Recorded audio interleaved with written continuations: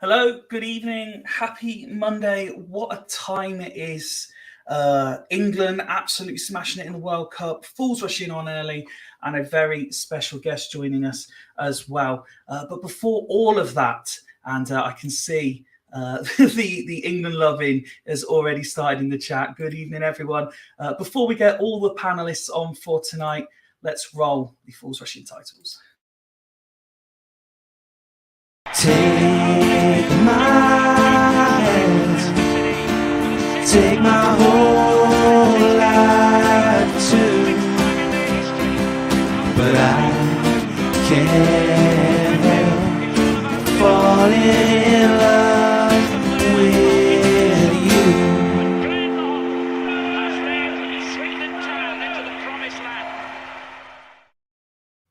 And let's start by saying hello to three gentlemen who have had a very, very busy day today, starting with Nick. Good evening, sir. How are you? Yeah, hi, Fifey. Yeah, really good today. I had a great morning with the podcast first thing Monday, England win. And now we've got an actual person that knows something about football on. Can't be in that. It's always good to have one person who knows something about football. It always helps from the shit we normally talk. Next up, let's say hello to something of a stranger these days. Hello, Kieran.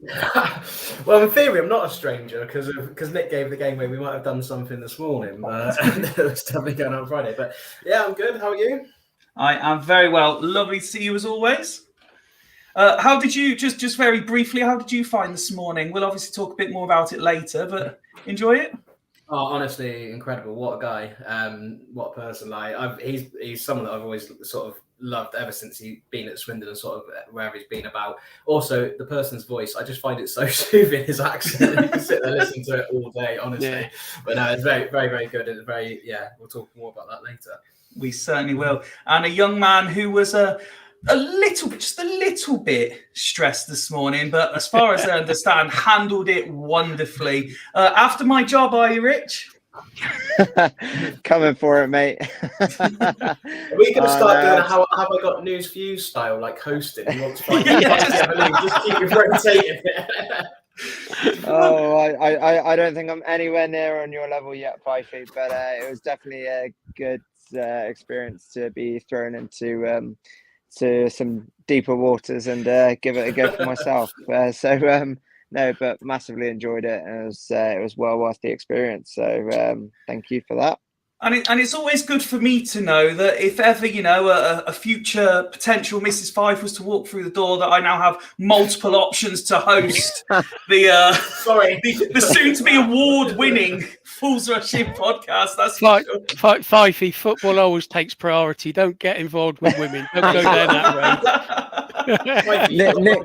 Nick knows. Nick. You can be like, right, football comes first, you come second. Yeah. There we go. Yes, any potential future girlfriend would have to know Fools Rush In comes before everything. That is for sure. Fifey, Nick's known this for 40 odd years, mate. Honestly, yeah, he's experienced in all this. Yeah, he knows it. He knows it. Well, we've already managed to talk 5 minutes of absolute nonsense without welcoming tonight's guest on. But before we do, Rich, there's just a little bit concerned. Are you broke now because of your name change?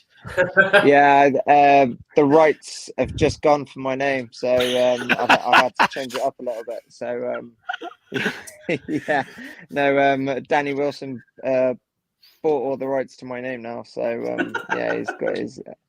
Yeah, that's it, all done. It dawned on me very recently that next season will be my 20th supporting Swindon Town. So I have reached out to a number of members of that first squad that I would ever get to see. And thankfully, a few of them have agreed to appear in the not too distant future. And I'm delighted to say that the only person that I can think of that I've ever chanted England's number 1 to has agreed to do it first, as we say hello, good evening, and welcome to Fools Rush In to Rhys Evans. Good evening. Good evening. Hello. How are you? I'm well, thank you. Yeah, thanks very much. I'm good. Good. Thank you very much for joining us. We really do appreciate it. Not a problem at all. Obviously, got nothing going on in my private life. You're like Fifey then.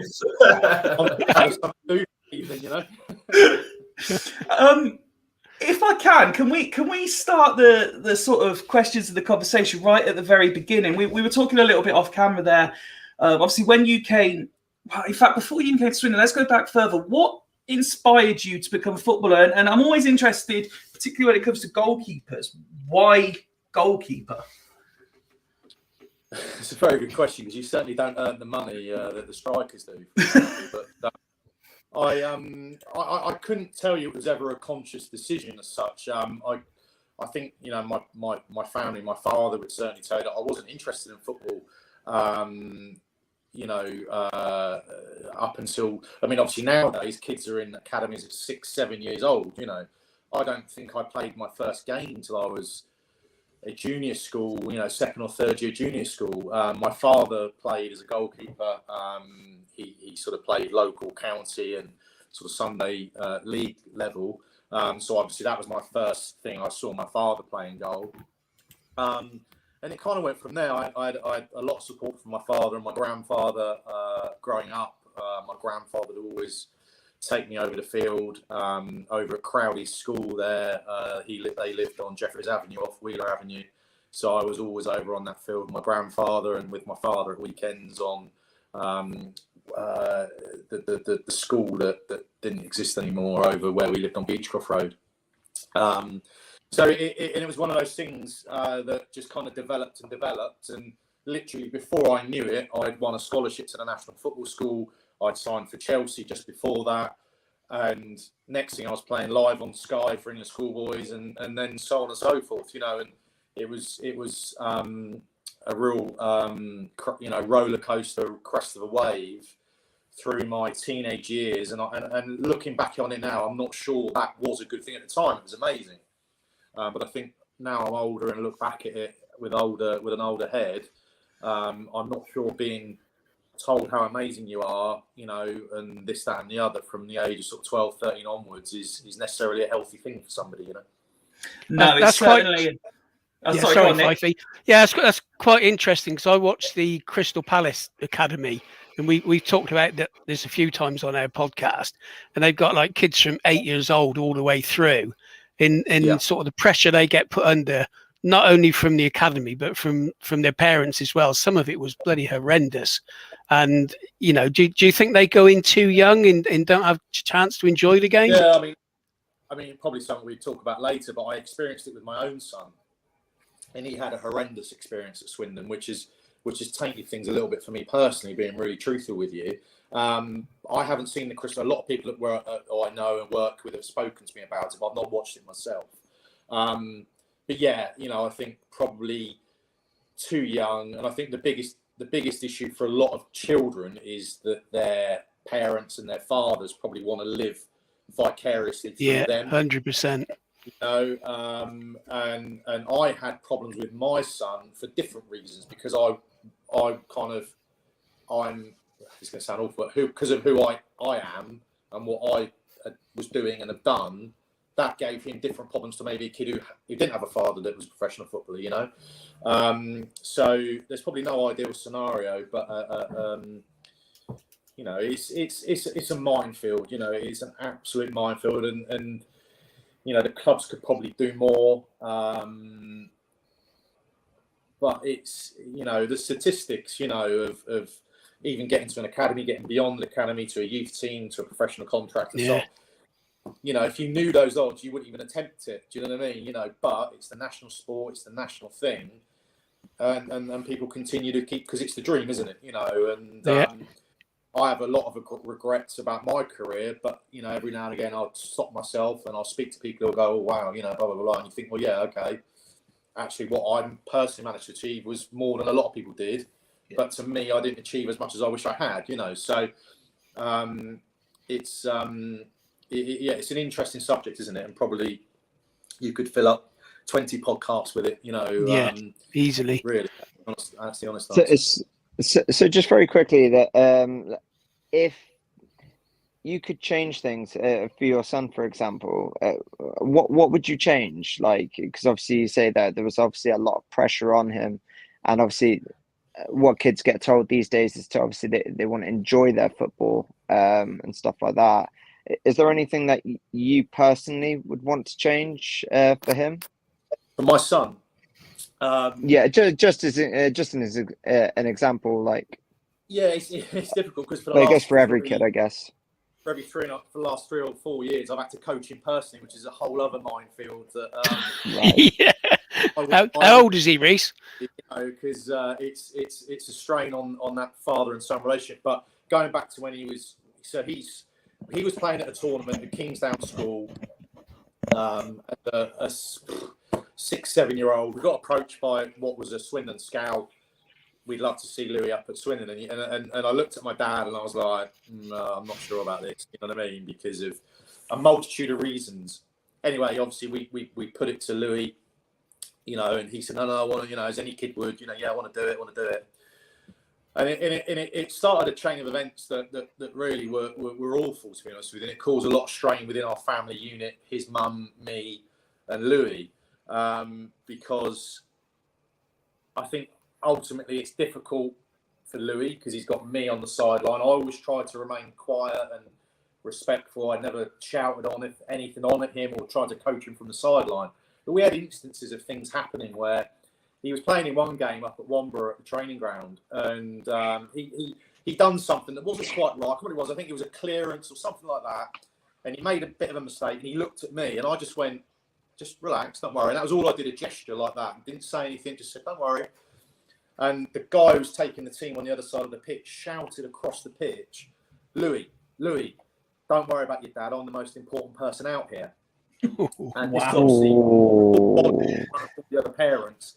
I swear to God, if I could have run across that pitch and throttled him, I would have done. Do you know what I mean? His mum grabbed my arm at the time because she obviously knew that my blood was boiling, and I just felt it was really awful for him, because it highlighted that a number of things, and it was disrespectful to me. Do you know what I mean? Yeah. Because whatever you think of me as a person or as a goalkeeper, whatever it is, when I played for Swindon, I try, I always made sure I try to give my 100%, and whether you agree with that or not, so for somebody to do that, I wasn't signed that. This was obviously years after I'd left Swindon, Yeah. And then he went through this bullying phase where he was bullied by another child, and they just didn't deal with it. They did not deal with it, and there always seemed to be a bit of an issue for him at the club, so it's, and I regret this. I then kind of then kind of spoke about it on Twitter, and looking back, I regret that.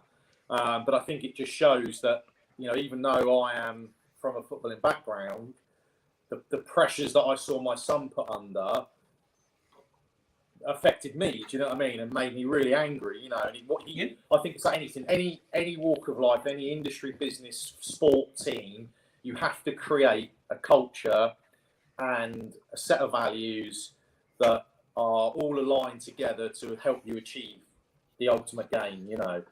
And I felt at Swindon's academy at that time, there were too many individual agendas going on.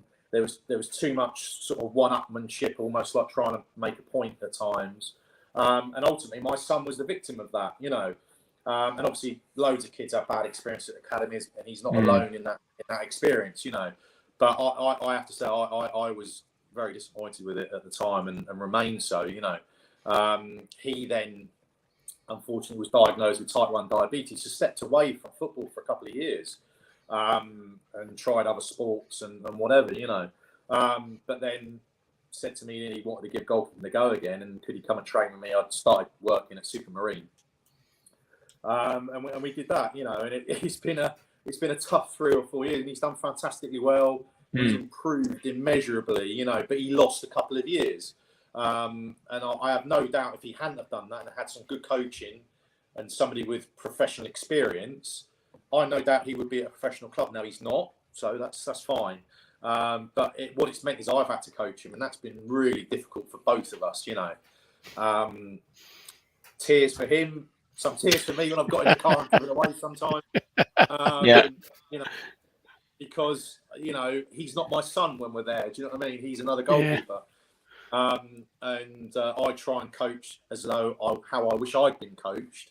And I think that's how I approach it. I wish somebody had been a lot more honest with me when I was 15, 16, 17, 18 and spoke a lot more directly to me, and they didn't. And I think I'm the worst for it, So I'm immensely proud of what he's achieved in the last few years, but I would like to hand him over to somebody else now, So that is the aim, and that might not happen, and that's fine. That's fine, as long as he and I can look at each other and say, well, we gave it our best shot, and he gave it his best shot. That's all you can I think ask, the pressures of being in an academy as well. I'm a coach as well, and I've seen many of the players that I've either coached or people that I know have gone into academies, and I've heard so many stories very similar to what your son experienced, Rhys, as well. But not only going into an academy, but also from a goalkeeping perspective as well. Obviously, it's probably it's not probably, it is the most isolating position on the football pitch. So that comes as a pressure itself. So to have the academy and then to have that particular position as well, that's not many. I haven't heard many cases of this. Most of the players that I know have been outfield players, either midfield or striker. But yeah, no, it's quite refreshing to obviously hear from a goalkeeping point of view and what the pressures were from that academy point of view as well. I mean, and I've said this. I've been asked to do various podcasts over the years, and you're getting me on my soapbox a little bit here because it's something I'm passionate about. You may better tell in my voice, but that's what we were hoping for. Goalkeeping for me is very specialist. And what I find really frustrating is that the clubs and organisations. My son spent the last couple of years at Hartbury College at Gloucestershire, and they've got a fantastic reputation on the face of it, But I have to say, I was extremely disappointed with what I saw there and the experience that my son had. They say they've got specialist goalkeeper coaching, but the guy who comes in to take the goalkeepers has never been a goalkeeper. He's a centre half that has done the badges, and I cannot understand that, because goalkeeping is as much about psychological as anything. You know what I mean? And for me, the analogy I would use is, you imagine that you're somebody who likes to go go-karting. You go go-karting, you spend hours go-karting, and you go and do a load of courses. You spend a load of money, which fair play, and you've done what would there be their badges, their coaching, their qualifications. You wouldn't expect to then go and coach somebody like Lewis Hamilton or Nick, Verstappen, would you? You wouldn't. They would go, but we do that in football. We do that in football. We allow people who have not necessarily, and that might sound elitist, and I'm not going to apologise for that, but we wonder why we have a goalkeeper problem in this country. You know, unless you're somebody who has played the position and has experienced it. And I think the most crucial thing is you've made a mistake. You've made a mistake in front of, you know, a few hundred people, a few thousand people, and you know what that moment feels like and how that makes you feel. Because I guarantee if you knew that, you would change your approach to the way you coached and the way you spoke to goalkeepers. And that's going to be very difficult to manage that. And I understand that comes with a value and a cost. But if we really want to produce goalkeepers going forward in this country, I think it's something that has to be addressed, you know, and people that are coaching need to have some sort of decent senior level experience of playing as a goalkeeper, because unless you've got that, you haven't got the empathy or the understanding to be able to verbalise that, I don't think, you know. So that's my personal opinion, and that won't be for everybody, but it's something I feel quite strongly about, having seen it firsthand with my own son, you know, and other young goalkeepers. Definitely. We are obviously live, and there is a live chat where people can send comments, and we have friends who are not all necessarily Swindon fans. So forgive me a minute for taking a complete sidestep, but I think we all know who this is, except for you, obviously, Rhys. This will be from Liam. He's a Bradford fan. He also hosts a podcast. First, he asks, "Hi, Rhys. Bradford better than Swindon, right?" Yeah, I have to say, you know, as a Swindon person, I could see the county ground from my bedroom. I lived the second part of my childhood on Headlands Grove, so I could see the floodlights from my bedroom window. So for somebody to be able to play there and end up, you know, and people have scorned this because I won Player of the Year and we got relegated. But for me, I have a cabinet over there with my Player of the Year trophies in it, you know, and they're very special to me. Having said that, my season at Bradford was one of my favourites because the fans I thought genuinely thought they were fantastic. You know, 13,000 fans every home game, and I would have loved to have stayed there. I couldn't because the chairman was a bit of an arsehole and we didn't have the money. The game got called off live on Sky. Anybody on more than a certain amount of money a week had to go. I had Nigel Martin as my goalkeeper coach, and I think as a family, our family unit, my son, my ex-wife, you know, my son's mother and me, I would say that's when we were probably our happiest, in my opinion. You know, we lived in the countryside. Nobody sort of knew who I was or bothered us as a family. It was great, you know, fantastic stadium. And what I'll always remember is the season after, I think it was, I went back with Southend and I had to go and warm up at one point because I was on the bench, which was a sore point for me. And as I ran down the touchline, all the crowd behind the goal stood up and applauded me, you know, and I'll never forget that, you know, and that was something very special to me, you know.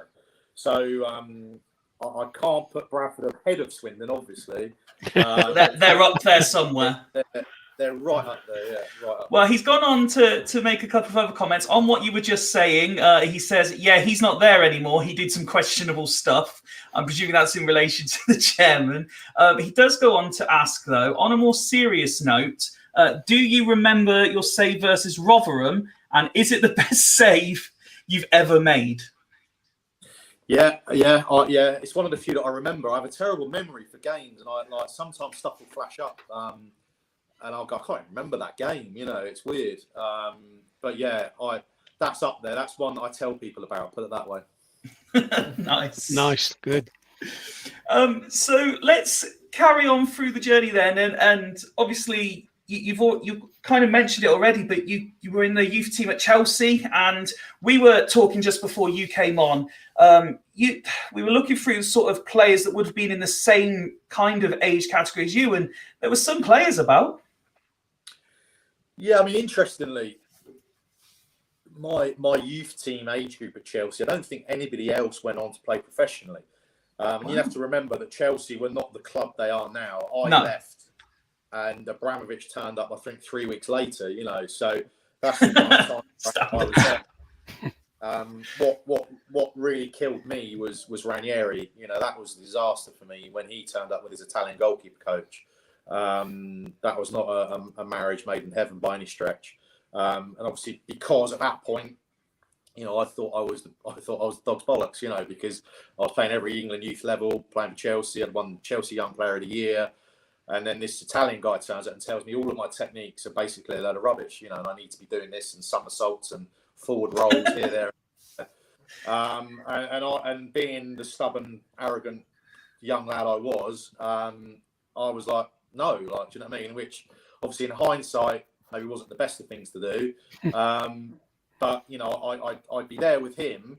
I'd go away with England, and obviously with the England goalkeeper coach, they'd be going. I'm going. This is what he's making. They're going. What? Right. I'm going. Yeah. This is what he's making me do. And I'm going. Oh my god. Like, you know. So I had that going on at the same time, and I just knew it was detrimental to my development because I'd been told that when I first joined there, and Vialli was the manager, and I had Eddie Nichveski as my goalkeeper coach, that there was like this plan in place for me, you know, my development. And that obviously all just went out the window. And yeah, it's one of those things. I look back at there's a couple of key moments I think in my career, and that's one of them that probably sent it on a path that was a detriment to me, you know. Okay. And then when it did come to the time of leaving and obviously arriving at Swindon, it was suggested, at least in the papers and stuff, as people would have read then, that there was links elsewhere. So was it purely that it was the hometown club that convinced you to come to Swindon at the time? Yeah, and a phone call from Fraser Digby, basically. I'd spoken to 3 Premiership clubs, some Championship clubs, and the message I was getting from people that I trusted and valued their opinions that get playing. You know, if you go to one of these Premiership clubs, you're going to sit there for another 3 years. You might play the odd FA Cup game or whatever, but get out there, get playing. You know, and the cream rises and all this sort of stuff. You know, so that yeah, okay. And I'd met Fraser at QPR. I'd been on loan. And obviously Fraser was like, you know, I'd grown up watching Fraser. So to now have Fraser's phone number in my phone and somebody that I would, you know, I knew, do you know what I mean, was brilliant. You know? Amazing for me personally. And he phoned me and he said, you know, what do you think about Swindon? And I sort of said, okay. And obviously I hadn't even considered it, you know, wasn't on my wavelength as such, you know. And I spoke to Fraser and I spoke to Mark Devlin. But what I failed to do was speak to Andy King. And this then became a problem further down the line, you know. So, yeah, and it all kind of like, to me at the time, it made sense. You know, my son hadn't been born. He was due in November. This was like the June, July. Come home. I've been away from home since the age of 14. I was now 21. You know, baby's due. Got family around me, friends around me. I can come home as such to Swindon, and hopefully I'll have all that local support. It'll, you know, drive me on. Blah blah blah blah blah. All well and good. And probably if the Brighton game had ended 90 seconds earlier, that would have been really well thought out, wouldn't it? Do you know what I mean? Yeah, you know, absolutely. Those last 90 seconds happened, and it didn't quite work out. So, you know, it's. You know, it's like anything in life, isn't it? I'm sure you've all been the same. There's moments where you have these decisions to make and you try and make it with the best information available to you, and you weigh it all up. And I weighed it up, and it certainly wasn't a financial decision, because I can assure you I was offered considerably more at these other clubs, you know.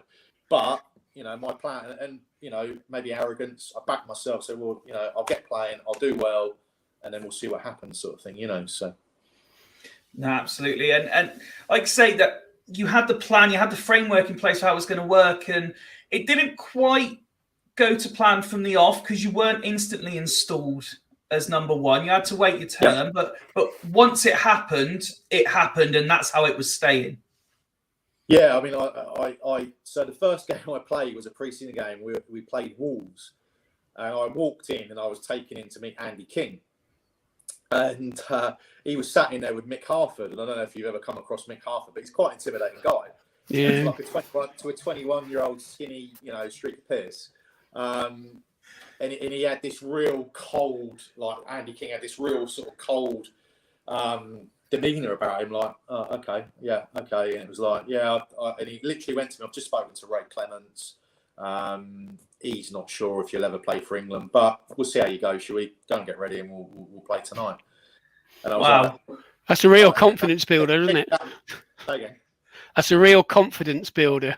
Yeah, and then you're going, oh shit, like this maybe it wasn't a good idea, like, you know, and that was kind of set the tone for my relationship with Andy King for the next 3 years. And obviously then immediately that's got my back up, and then he didn't play me. And it was like, I think he was trying to make a point to the board and to Mark Devlin that's, you know, you've gone and signed this lad. But I get the impression he wasn't. Oh, I think what had happened, and I got told this later, was that he was like, yeah, go on, then go and sign him, sort of thing, in a sort of sarcastic way, thinking I wouldn't sign. And then I signed, and it was a problem. Do you know what I mean? Because of that, So that was tricky, and obviously as a young lad, how do you prepare for that? Obviously now as an older person, you look at it differently. But yeah, I sort of met fire with fire, and that wasn't ideal, really. So there you are at what 20? You said 21. And when the opportunity does come, as I say, you firmly grasp that number one slot at the first available opportunity. Was that your? I mean, you already said you'd been out online, but was that what you would class your first proper number one season as well? I guess in a way. I mean, I'd been on loan to a few clubs and had a really good run at QPR when Fraser ended up getting injured. Yeah, maybe. I don't know. I don't remember thinking of it like that. I was so single-minded and driven, to the point of ridiculousness. When I look back now, it was. And funny enough, I spoke to Matt Hayward about this last year. We played at the Alan McLaughlin Memorial game, and we sort of talked about it, because I used to get the piss ripped out of me, obviously, because I was ultra serious, and did everything the way I did. And obviously you had this Andy King kind of sort of clique of piss up and cards and golf. And I refused to eat sandwiches that were out for pre-match one evening, and that all kicked off. Do you know what I mean? So it was like I was on a mission, I guess, and fuck everybody else, I guess. Excuse my language, but it was. No, it's fine. I was there. I was there to sort of try and achieve what I wanted to achieve, and that was kind of my mindset, I think, really. You already mentioned, obviously, that season culminated with Brighton, and we all know what happened there, and we've all got the scars from it. But when you look at that season, and particularly the squad that was assembled there, do you feel? When I look back, as I say, this will be my 20th season next year. And I think there are sort of a handful of squads that you think they're destined to go on and achieve something that I haven't seen yet. I mean, there's lots of people that will be watching this or listening back that, they would have been around in 93. Nick's always teaches us about 69, that kind of thing. But it's... there are a couple of squads, and you think that one in particular is one that really could have kicked on if it would have fully stayed together, if it was able to, and pushed on from where it was. Yeah, I mean, but I think, you tell me otherwise, but I'm not sure anybody would have necessarily predicted the way it went. You know what I mean? It just kind of built and built and built, didn't it? I think the sort of the mishmash of players that he brought together, and there's no denying Andy King could spot a play, and he was fantastic at that. Man management, not so great in my opinion, personally, but in terms of getting a team together, he did that fantastically well, and it only just fell short by the finest of margins, really. I mean, there's no guarantee we would have won the final, obviously, but it's a shame that the club couldn't sustain it and take it on, the following season, I guess.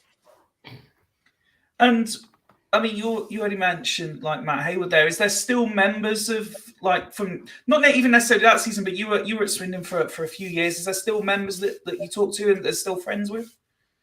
Do you know what? I'm one of these people. I don't really have many ex-football friends. Unfortunately, my best football friend passed away 3 years ago. But there's obviously Instagram, and I have a bit. Matt Hayward will come for me regularly on Twitter, with various keepers away shouts and all that sort of stuff, which is all well and good. I'll see Jarrell occasionally, especially when I was working at Supermarine, because he does some stuff there. I've seen Brian Howard a couple of times. I'll bump into Sam Parkin. Obviously, I knew Sam from Chelsea, so we of course, yeah. So yeah, but like anything, you get on with your life, don't you? But if I see them, brilliant, we'll have a chat and all that sort of stuff. But I'm not immersed in football 24/7 anymore. So to answer your question, no, I guess is the answer to that. You made in excess of, I think it was just over 120 appearances over the years for Swindon. Is there any particular, games, or I mean, we had the Bradford comment there, and you said that's sort of save you tell people about. Is there any sort of games or moments from Swindon that when you do take a moment to look back and reflect, you think, oh, do you know what, that is one? Yeah, I mean, to be honest with you, a lot of it for me, there are probably more negative moments because of probably, and it sounds like I'm bashing Andy King. I actually, and I've said this before, when I saw Andy King after I left Swindon, we were great. You know, it was lovely. He actually hugged me on one occasion when I saw him, which took me by surprise. But there were some really tough moments for me at Swindon with the way that he spoke to me and spoke to me publicly, as well, you know, in the press as well. But no, there was some. I always remember being right behind Rory Fallon's overhead kick in Bristol City, you know, and moments like that. I remember, you know, for me, it was this feeling, and when I think about it, even now, I get, you know, like sort of goosebumps. But being, and without trying to overemphasize it, being a Swindon person as I am, and as I always will be, to run out there and have people chanting, you know, Rhys Evans or England's #1, that's amazing. Like, do you know what I mean? You know, there's not many people who get to experience that, is there? There's not many people who get the chance to play for their hometown club. No. I feel very fortunate that that's the case. But I remember one of my biggest memories is Dick Mackey getting deep heat on my testicles at Peterborough away. Because I had a sore groin, so I vividly remember that. And I then in the game got smacked in the balls with the ball. So one of those that took my breath away, like, you know. So I'm on the floor in the 6-yard box, and he come over and I went, "Don't touch him again." And there is no pain like it, I can assure you. Any deep heat on that area is not good. Oh no. But no, I mean it was a special period for me. You know, because I had Fraser Digby as my goalkeeper coach. That was one of the things I insisted on that pissed Andy King off to begin with as well.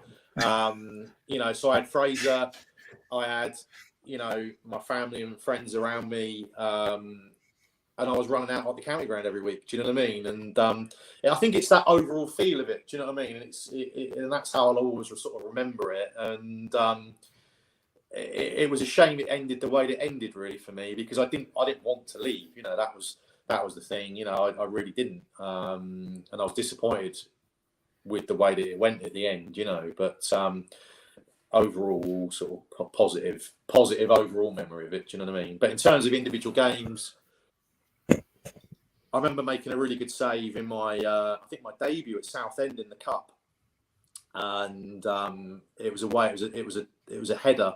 And I dived and saved it, and then I got concussed later in the game. I always remember this because then I remember sort of Andy King coming up to me after the game. And I think I told him to F off because he said something to me, but I was concussed, so I didn't really know where I was or what I was. I got flipped and landed on my head. And he said to me after, "You know, you told me to F off." I was like, "Yeah, I probably meant it as well," sort of thing. You know? that kind of summed up. And I remember saving a penalty at Barnsley. And it was just after my grandfather had died. I think that's another game that sort of sticks in my mind. But yeah, loads of great memories. I probably should have sat and thought about this before I came on here, shouldn't I? But no, overall, all good. That's fine. As long as your overriding memories of Swindon is getting concussion on debut and deep heat on your testicles, that pretty much sums up everyone's Swindon Town career, I think. Well, it seems to be a thing. Yeah, it seems to be a thing with goalkeepers. No. Yeah, because Mildy had a similar problem, didn't he? Yeah, he waxes into the post, didn't he? I think. Yeah, had it stitched up. Well, I'm pretty sure he's got a daughter, so I think he was all okay in the end. You mentioned there just before we get on to how it came about you left and what happened sort of after Swindon and then what you're up to now. You mentioned Fraser a few times there, and it seems to be that he, particularly in the earlier years, played a very integral part. You know, you mentioned at QPR, and that so you watched him growing up. Then you were at QPR, and then he was your goalkeeping coach. So, do you see him as a very influential figure on how your career went? Yeah, absolutely. Yeah, yeah, without question.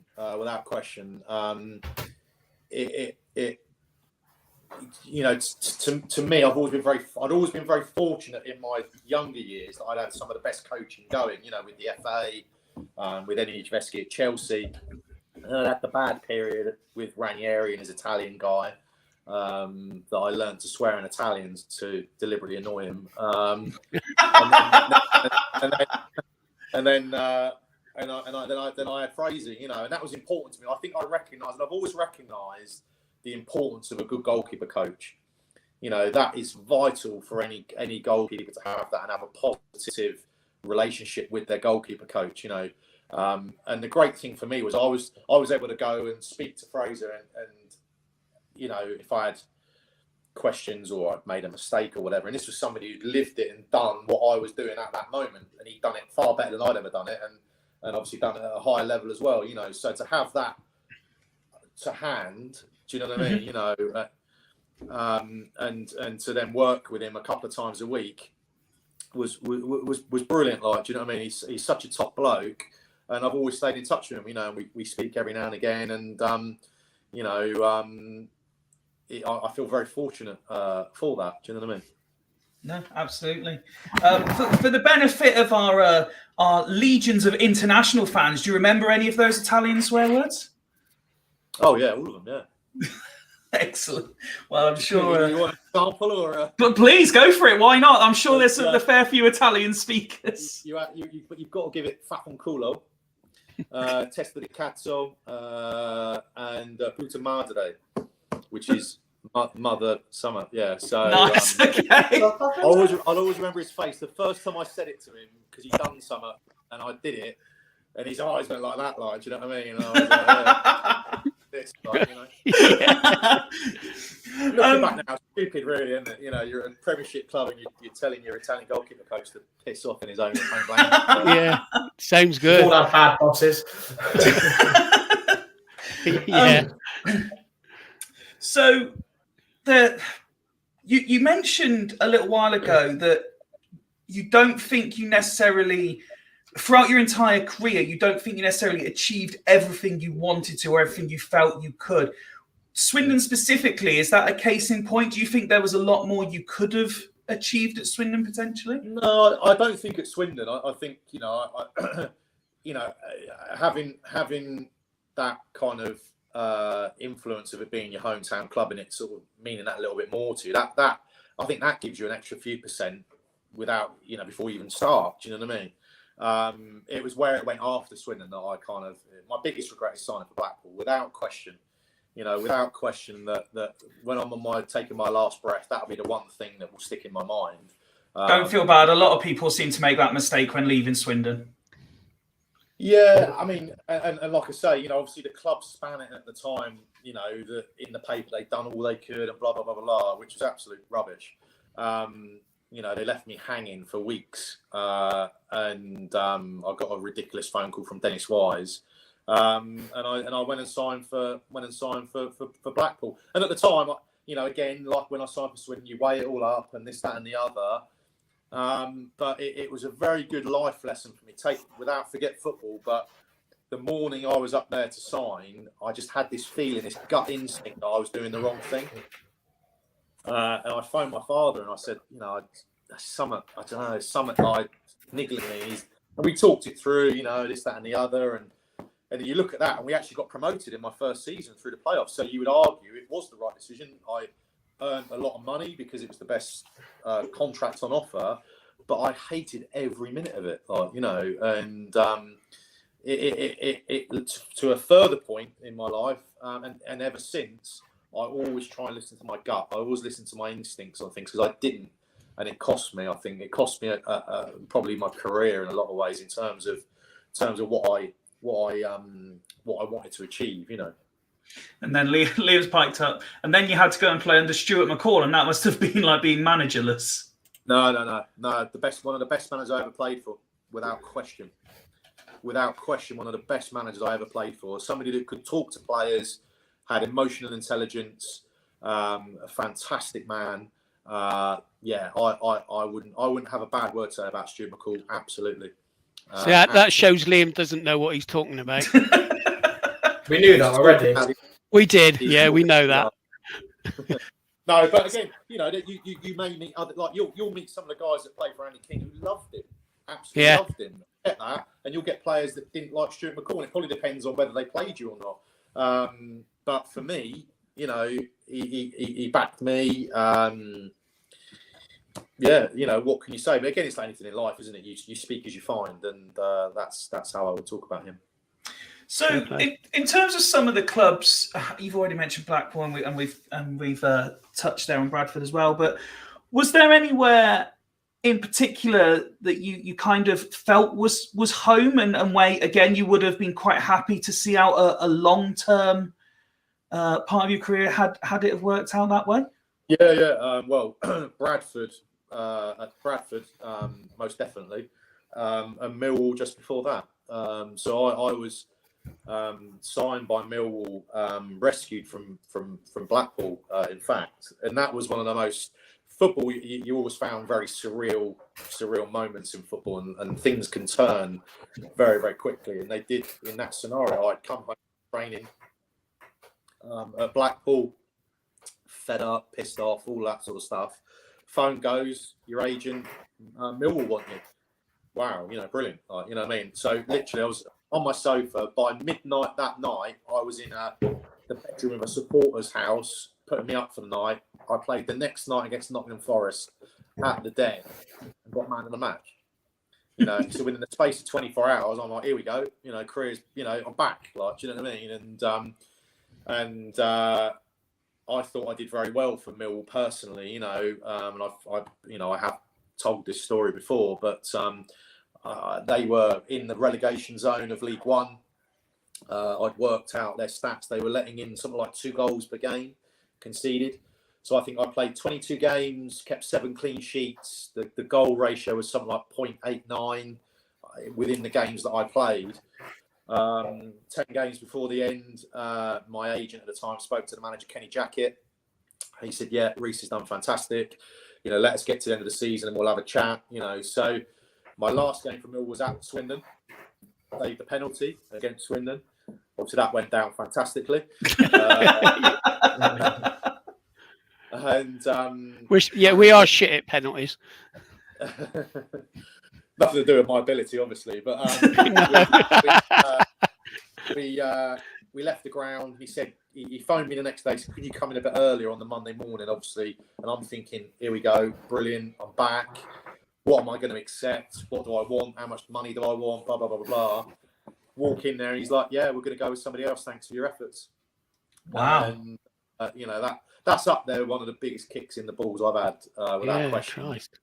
I'd literally got up from the table, didn't say a word to him, walked out, slammed the door, and got in the car. And I'd obviously been, you know, as always, you talk to your dad. I'd spoken to my dad and that. So I phoned him. He's like, "Bloody hell, that was quick." I was like, "Yeah, he's told me he doesn't want me." He's like, "What?" I'm like, "Yeah, he told me get lost, like, sort of thing." And I'm driving out the training ground. I kind of proceeded to wind. I literally swang my car around in the middle of the road, and I was driving back. I was going to kill him. My head had gone. Like, do you know what I mean? Because I'd gone from thinking that my career was in the gutter to retrieving it out of the gutter, to then get back. You know, and I was going in. I was going to kill him, and the goalkeeper coach caught me and literally bear hugged me back to my car. And he's like, you know, I can hear my dad going, don't, as I'm getting out of the car, as I'm shutting the door on the car phone, like, you know, and that was pretty gutting, I have to say, you know. And again, you talk about moments in your life. That was definitely one of them that you know, I wonder now, looking back, whether I ever really mentally recovered from that in some ways. You know what I mean? But then I went and signed for Bradford that following season. You mentioned about how playing for your hometown club is like living the dream, and you were living the dream that so many people wish they could have done. The next level to that is to be able to represent your country, and you've already mentioned you did that at various youth levels. Even at that age, do you recognise what sort of an honour that is to be able to do that? And do you think that fed into that, what you were saying about everyone telling you you're great, the fact that you are representing England, you're like, I'm the best in the country at this age? Yeah. No, it was never lost on me whatsoever. You know, I think it brought more out in me as well, you know. And then I remember this one point when it clicked. I remember playing this game at Chelsea's training ground, and I always struggled to understand why I played so much better for England than I did. Do you know what I mean? Like with Chelsea or whatever. And It'd be the English coaches, I imagine. Well, yeah, but I remember I just thinking around with this penny going, well, just think it's an England game. And you go, oh yeah, like you have that internal dialogue, and you go, oh yeah, that's a good idea, you know. And I just went, right, I'm playing for England, and it changed me, like, do you know what I mean, within a game, and I'd never sort of forgot that, you know. But I also, there was this one moment, I was on tour in Belgium with Chelsea. I think I was like 13 or 14, and the following year would have been the first year for like England schoolboy selection. I think I was probably going through the process of the trials to get into Lilleshall, the national school. And we were at this, I was staying with this Belgian family, and one of the Chelsea staff was there. And he said to this family that, talking about me, that Rhys will play for England. Rhys will play for England. And I remember him hearing him say it, and I was like, you know, that kind of out of body thing of, wow, like, you know what I mean, really? Because it had never really crossed my mind before, because a year before that, I was, you know, Swindon, playing for Highworth and Westfields and all this, like, you know what I mean? The next thing you've got somebody saying at a dinner table, Rhys will play for England, no question. And it was like, Jesus, like, you know, and all of that stuff, I think, obviously then subconsciously goes in, doesn't it? You know, and that sort of then stirs around in your mind. And then the next minute you're being selected to go to the National Football School, and you're one of 2 goalkeepers in the whole country for your school year, you know. So, yeah, very, very surreal when you look back in it. And I think it hit home more when my son reached that sort of age. Yep. When he was 13, 14, you're going, Christ, imagine somebody telling him now all the things they were saying to me at that age, you know, and you think, bloody hell. And there was no, like, psychological support with that or any kind of, it was like, you know, crack on sort of thing, like, do you know what I mean? You know, and looking back at it now, I'm not sure necessarily that was a healthy way to be, perhaps, you know. Yeah, one of those things, I guess. When you, it's one of those sort of generic questions I'm sure that someone gets asked whenever they appear on anything like this. But when you look back, if you could, whether it's the 16-year-old, you know, around Chelsea, or the 21-year-old that Simon Swindon, if you could go back now and tell yourself something, what would it be? Oh, don't sign for Blackpool. I don't know really. I think I was doing the best that I could with the information I had to hand. You know what I mean? Yep. I think I wish I'd had, and this may sound like I'm trying to cop out of the answer, but I think I wish I'd had some different influences around me. I think I actually had quite lazy goalkeepers around me in terms of senior goalkeepers. Like Ed De Hoy had a potbelly, was never in the gym, never worked out in the gym. You know what I mean? And such like, you know. And you had some questionable characters that were around the reserve team. You know, players that had been bombed from the first team. You know, and had quite bad attitudes. And I think if I'd have had maybe some better influences around me, that may have helped me even more. I was quite dedicated, but I think that would have probably helped me, you know. And that's going back to something we talked about earlier, the way I now coach and approach young goalkeepers like work. I'm brutal with them because I wish somebody had been like that with me, if that makes sense, you know. And I think because of the way that I was, I think people treated me a little bit with kind of cotton wool a little bit, you know, probably my family a little bit as well, because I was quite volatile and I think quite sort of, you know, bullheaded, like, in a lot of ways. So maybe a little bit more humility, perhaps, at a younger age. But again, as I said, you know, when you're 15, 16, somebody is in by selection, somebody is inferring that you are the best in the country for your age. Yeah. How do you deal with that at 16? I don't know. Do you know what I mean? It's regardless of whether you're playing England youth internationals, playing at Chelsea, or just a lad leaving Headlands ready to go to New College at 15, 16, you've got an ego complex regardless. Exactly, of course you have. You know, and you know, boys especially. You know, having seen my son grow up now, and even working with young lads, like I work with some young lads, And you know, I think because of my experience, my fatherly instinct kicks in. Like, do you know what I mean? You know, and I'll see young lads that I work with now, and I'll go like, "What are you doing?" Do you know what I mean? You know, and I think that comes from the fact that I wish somebody had done that to me.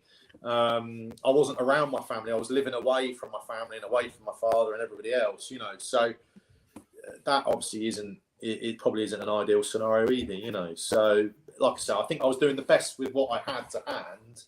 At that time, but with obviously in hindsight, it's a wonderful thing, isn't it? You know, Of course it is. With what you were saying there about you were obviously quite a driven character, in, you know, could be a bit volatile, and obviously you knew your own mind.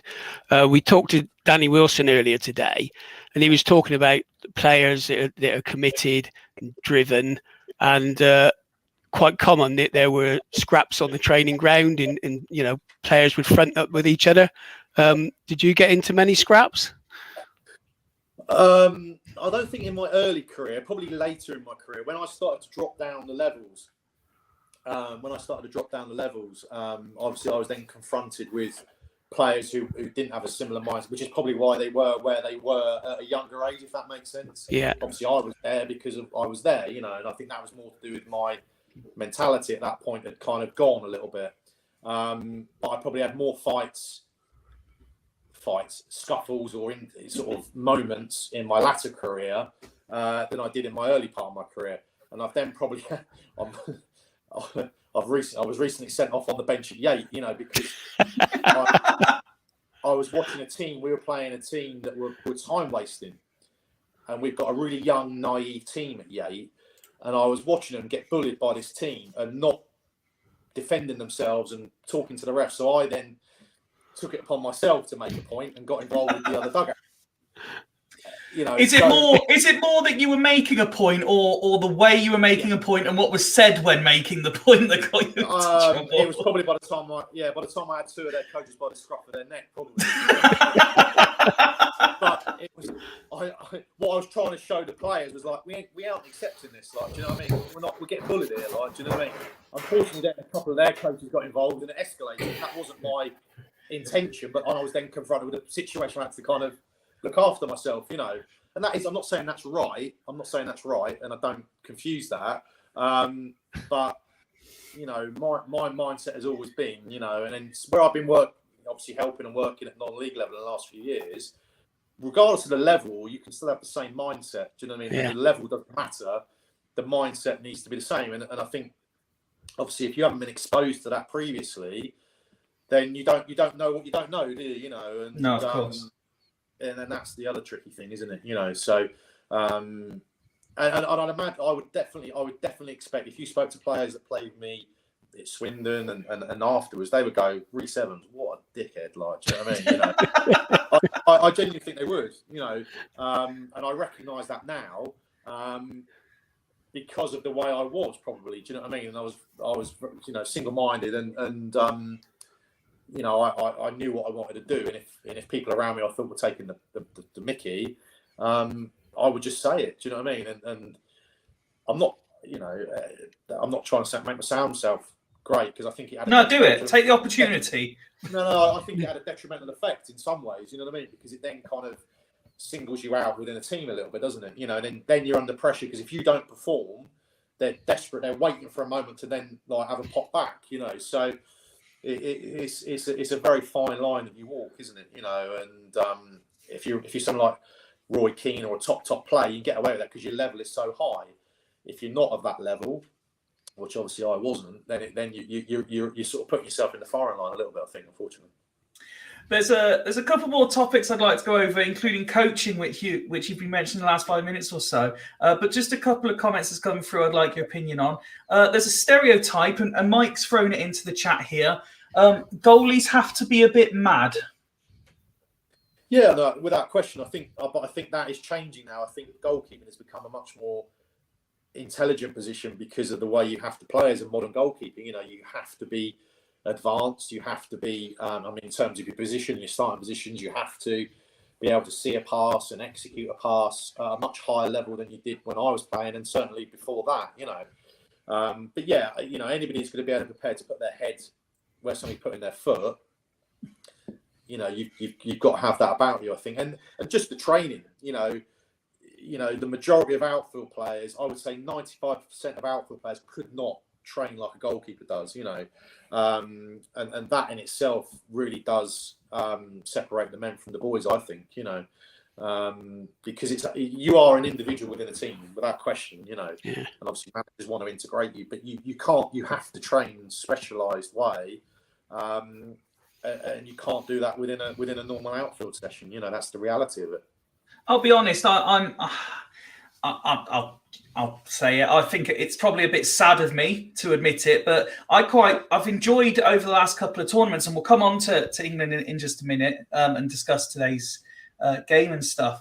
But I quite like a lot of the content they put out on YouTube. But I particularly like watching the likes of Pickford and Ramsdale training and how it's different from everything you see all the outfield players do, and you do get a not a full understanding, because unless, like you said earlier, unless you do it, you won't understand it. But you do get an appreciation for goalkeepers are just kind of working separately. They're a fundamental part of a team, yet working away from the team for large parts, doing their own thing, because it is a specialised skill.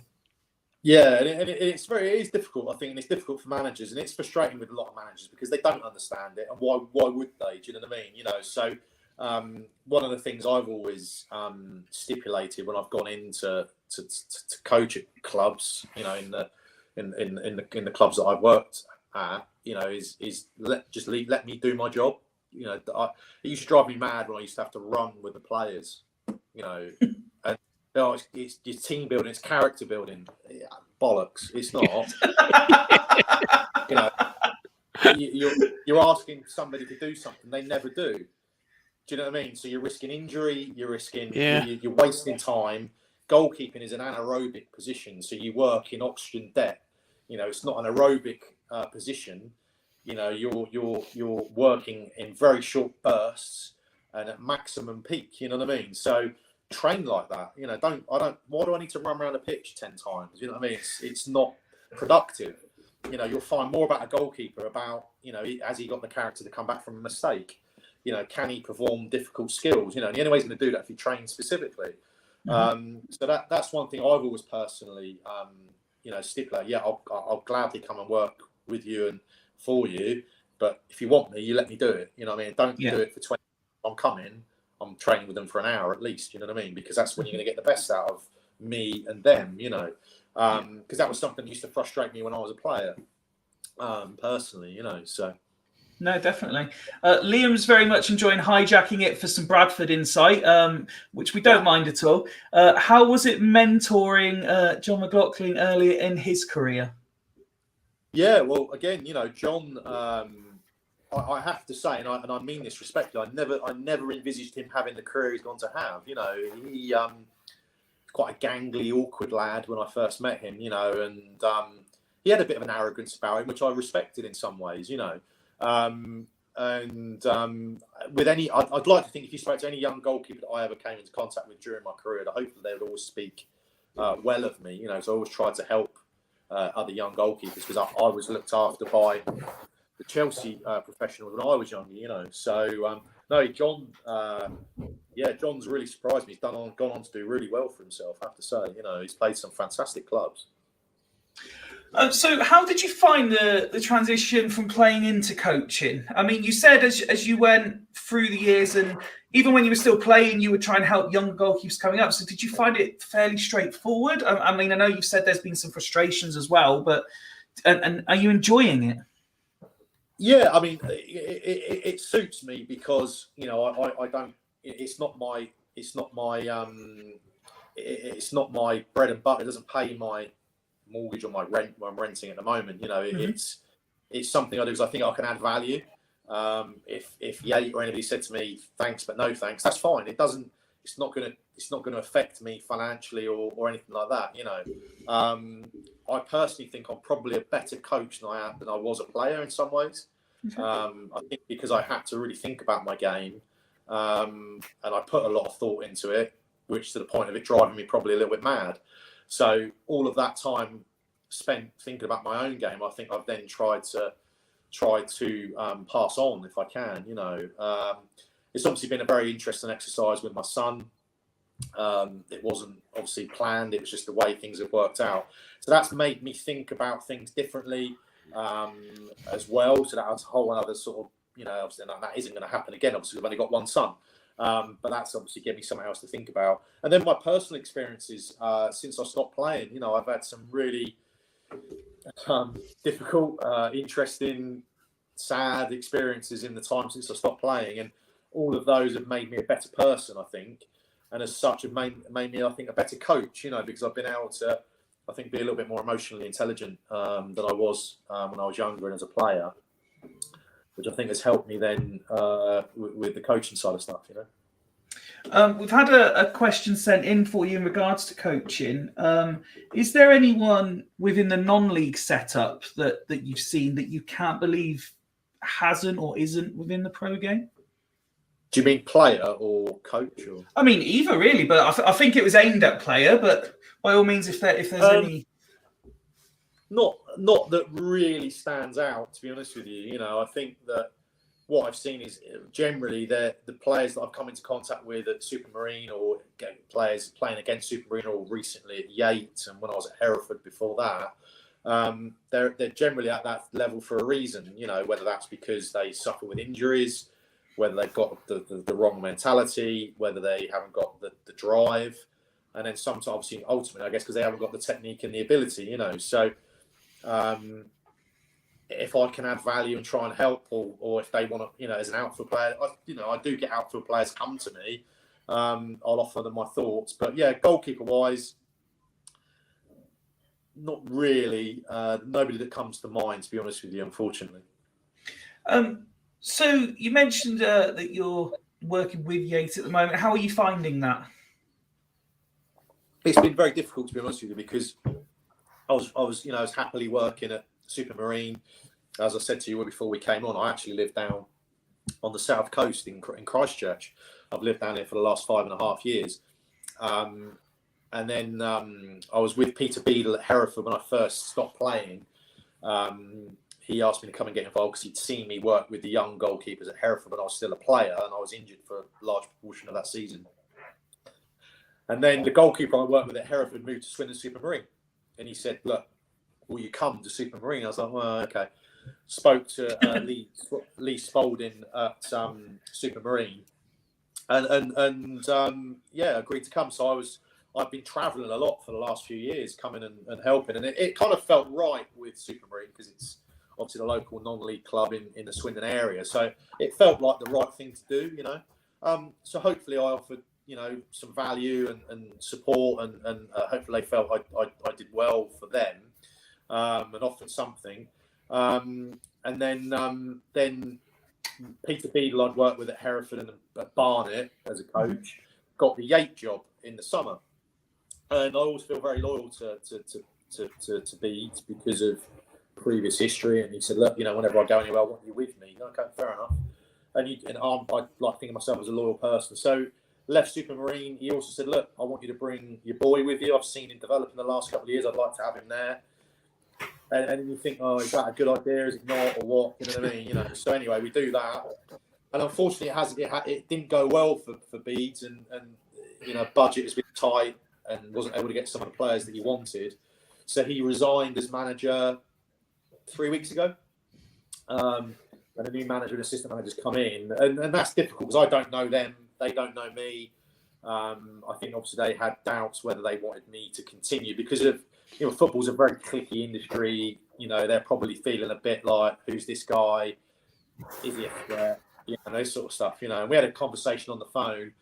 And we've agreed to give it a month and see how we go, So we've had some good results. I think he's seen how I work with the goalkeepers. He's an ex-goalkeeper himself. So I think he can see the value in what I'm doing. But I think I'll probably speak to him in a week or 2 weeks' time and just say, "Look, do you want to carry this on or not?" It's a big commitment for me because it's, a 2-hour drive there, hour and 45 back after training. So, from that point, it was a big commitment. But again, the two goalkeepers I've got there, I feel a responsibility to them. You know what I mean? So I don't want to just abandon them. Because the reality is there aren't really many goalkeeper coaches at that level, Southern Premier, Conference South. And I don't think they're any have got the kind of experience that I can offer either, you know. So I think I can add value, and as long as I think I can add value, then why not? Do you know what I mean? So yeah, we'll keep it going for the meantime anyway. I'm conscious that we've already taken up well over an hour of your time. There is just one more thing I'd like to talk to you about if I can, and we're going to be talking about it a bit more later on. But we mentioned obviously England and the World Cup, and you watched the game this afternoon as well. But I was also intrigued with your comments earlier about developing top keepers at the highest level, and I'm intrigued with your thoughts. A lot of people that I know were what's the right word? A little bit disgruntled, maybe that Pickford is still number one, and a lot of people say obviously Ramsdale probably deserves it, but Southgate has that sort of, I feel he has that kind of loyalty to players that have done him well in the past. What do you make of the current crop of English goalkeepers? Because you've got Pope in the mix as well, and Henderson not even in the squad. Yeah, I mean, I think you kind of answered it for yourself, or for me in a way. I think if you look at Pickford, I think the main reason Pickford plays, obviously he's a great goalkeeper, no question about that, but he plays because of his distribution. You know, I think that was very evident when Nick Pope played in that game, was it the last game or a couple of games ago? He isn't at the level, distribution-wise, that Pickford is. And at international level now, Manuel Neuer, you know, Ederson, and Alisson. that they have raised the bar massively. You know, Pep Guardiola is right. You know, and Joe Hart wasn't good enough for Pep Guardiola. You know, for that very reason. So for me, if you watch, so England do put up videos, and my son sends them to me continuously. The YouTube clips of England goalkeeper training. If you know, obviously, if you watch it with the eye that I would watch it with, I personally think that Ramsdale is the best goalkeeper, handling general goalkeeping ability. But the reason Pickford plays is probably at the moment because he slightly pips him, on reliability with England alone, and because of his distribution. There's no question Pope's done fantastic for Newcastle. You can see the difference it's made to Newcastle. Yep. But I don't think Eddie Howe is looking to play in that same way. So he's prepared to accept that. He's going, well, I've got a great goalkeeper, but I don't need him to play like that at the moment.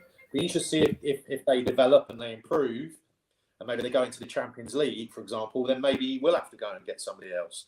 But goalkeeping has changed drastically. You know, the way that I approach my goalkeeper training is very different to how it was when I was coached, because, you know, I didn't do as nowhere near as much goalkeeping, kick in and distribution as I do with the goalkeepers that I coach, for example. You know, so it's developed massively in the last few years. You know, Talking about goalkeepers, and you're talking about Ramsdale.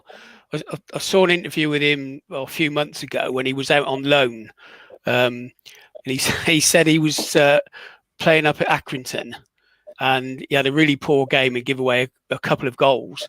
And he said, small crowd, close to the pitch, and all he could hear was, "It's all your fault. It's all your fault." And he said, "That don't have to bring you down to earth." So obviously, you know, young goalkeepers going out on loan for that sort of experience is, you know, obviously does them a world of good. It's probably really tough. And I don't know whether you experienced something similar when you were on loan at different clubs. Yeah, 100%. I mean, and it's interesting because, again, you know,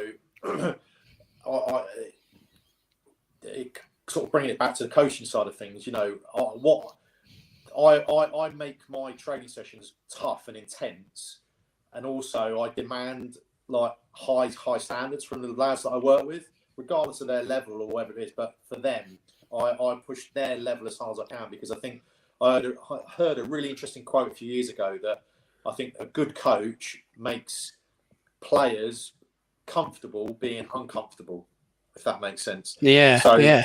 You know, Yeah. If I'm absolutely driving you and I'm on you in a training session, you know, that is as hard as it's going to be. So then when you do play in a game, you go, well, blimey, this is all right. This is easy. Do you know what I mean? You know, so it's that kind of thing. And I didn't have that really. I did and I didn't.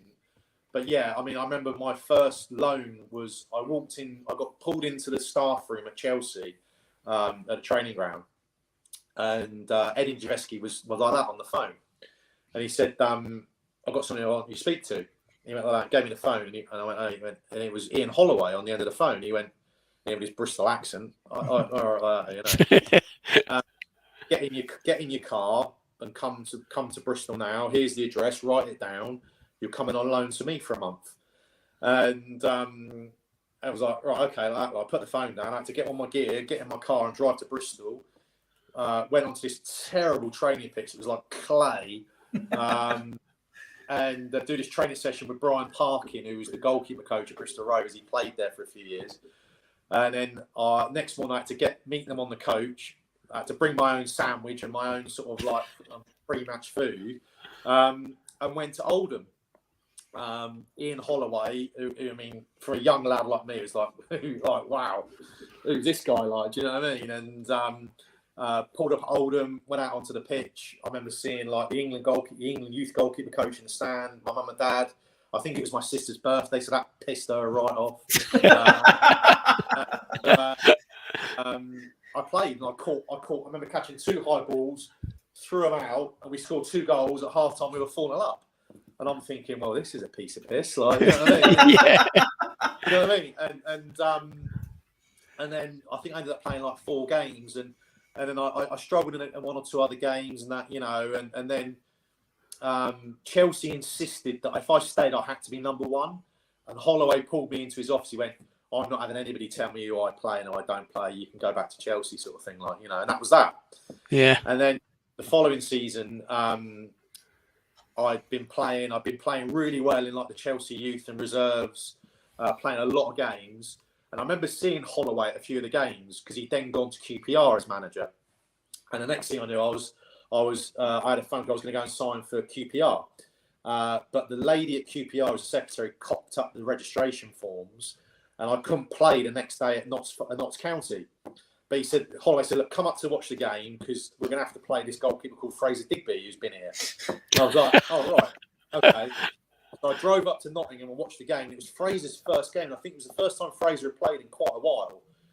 And he had an absolute worldie against Notts County. I was like, oh, shit. Like, you know what I mean? It was brilliant. Like, you know, and this is this guy that I've grown up watching. I've got, like, you know, I never met him, but I'd had this massive amount of respect for.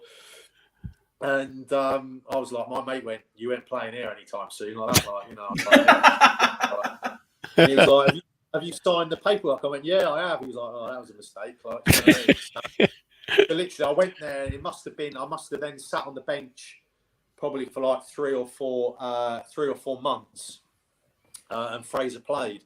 But I got to know Fraser, got to train with Fraser, got to see how he operated, you know, and sort of built up this. And I think probably at first I was a bit like, oh wow, like, you know, it's Fraser Digby, like, you know, that was a real baptism of fire because obviously I then spent a longer period of time with Ian Holloway, and he would make me run with the outfield players, and I'd never really run before at Chelsea, and I really struggled. And I think at first they thought I had a bad attitude, and it wasn't. It's like I couldn't run, and I've never been able to run. I'm not a natural runner. So that was really difficult. And that was where I first met Kenny Jackett, because Kenny Jackett was the assistant manager, and then he was the guy who took me to Millwall later on. Like, and I know that he didn't like me. Like, you know, I just could tell he didn't like me as a kid. And I think I had that kind of arrogance about me that I was England under 21 goalkeeper, whatever, like, you know. And then I got in the team because I think Fraser pulled his calf quite badly. And I got in the team. But then I always remember Fraser was really good with me. He sort of was always there, would always encourage me and all this, you know, and I'll never forget that. Do you know what I mean? I think that was one thing that really sort of stuck with me, and he supported me, and I think he could see that I respected him and all that sort of thing, you know. So I ended up having a really strong, I think I played like 11 games between there and the end of the season, and we ended up playing Brentford, like a local derby, 20 odd thousand people at Loftus Road, and I made a couple of really good saves, and that was quite a moment for me at that point. Yeah. Do you know what I mean? Where I thought maybe I've got a chance here, you know. So then the following season, I went to Leyton Orient and had a nightmare, had an absolute nightmare, you know. And I was driving around the M25 to try and get to training every morning, and I didn't really like the goalkeeper coach, and it was one of those, you know. So yeah, I had a mixed bag with it, but it was all good. Do you know what I mean? You know, it was all experience of various types and different types of managers and people. And I think ultimately, I in some ways, I don't think Chelsea really prepared me as well as they should have done, to be honest with you. and I think I was in a bit of a bubble, to be honest with you. You know, yeah, it was an interesting period for me, you know, from that perspective. Yeah, interesting. Had you had it's just popped up to me hearing his name mentioned again there. Had you had the conversation with Fraser to say that you, like, did he know you'd grown up a Swindon lad and you'd watched him play? Or is that not something you really wanted to? No, I think I did. I think I gave it, I grew up watching you play and all that sort of stuff, like, you know. Lost my sort of my coolness with it a little bit, you know. Yeah, no, because I genuinely held him in like really high respect. You know, it's like anything, isn't it? You know, as you're quite when you're young, you're quite formative, aren't you? You know, and I went to Wembley, went to both Wembley games, you know, and all of that, and would go and watch them on my own. I'd ride my bike to my auntie's house on Dawes Road or Cumberland Avenue, where she lived near the ground. Leave my bike there and walk into the ground and watch Swindon play. You know, so I grew up watching him, you know, and Nicky Hammond was my first goalkeeper coach when I signed for Swindon, and he also was like the FA regional coach. So I had a lot of exposure to Nicky Hammond as a young kid as well, you know. So I was quite fortunate from that perspective, you know, and to get to work with Fraser and that developed from there. And it was funny, actually, I spoke to him not long ago because he's now followed in my footsteps and works in the motor industry. So he phoned up me for some career advice. Not so much, but that was quite a seminal moment in our relationship, you know, where it was me giving him advice for a change, you know. So he didn't take it, funny enough, because he actually started. So he didn't listen to me actually when I said run your life, like, you know. Just two more, if I may, and then we'll let you be free. Going full circle with a couple of things you picked up on there.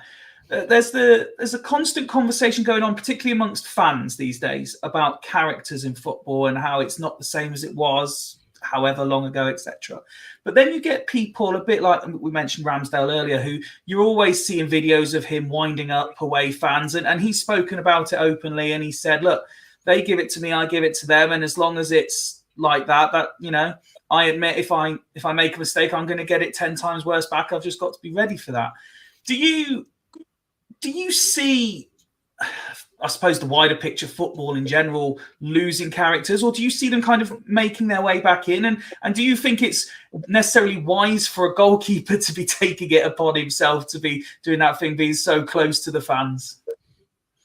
I think you're opening yourself up, aren't you? You know, because as a goalkeeper, you're only one moment away from a cock up, aren't you? You know, and everybody does it. You know, the best to the best do it. You know, I think personally, I'd be cautious because I think you're bringing potential a whole world of pain upon yourself, aren't you? You know, you would question how focused is he on the actual game. You know, I mean, I remember when like Joe Hart used to get a bit sick because he would like be like a rabid dog in the tunnel, wouldn't he, before a game? Yeah. You know, and yeah. But you've got to remember, everybody kind of deals with stress and adrenaline in different ways, don't they? You know, and I think what you've got to do is you've got to find a way to get the best out of yourself. You know, don't try and copy somebody. Don't try and be somebody you're not. Be yourself. And I often say this to the goalkeepers I work with and my son and the other guys, you know, if getting angry makes you better, do it. If it doesn't, don't do it. You know, whereas I would get angry and I'd be cussing and swearing and shouting and everything, like, you know what I mean? And that would, to me, I would then get better and you know, and pick myself back up. But you see some people, they get angry and they go to pieces, you know. So I think you've got to be able to learn what works for you and you know, find what brings the best out in yourself, or try and find somebody that tells you that what that looks like, you know, which again isn't an easy thing to find, I don't think. No, absolutely not. The last one, I think, from me, unless, of course, Nick, there's anything you want to add.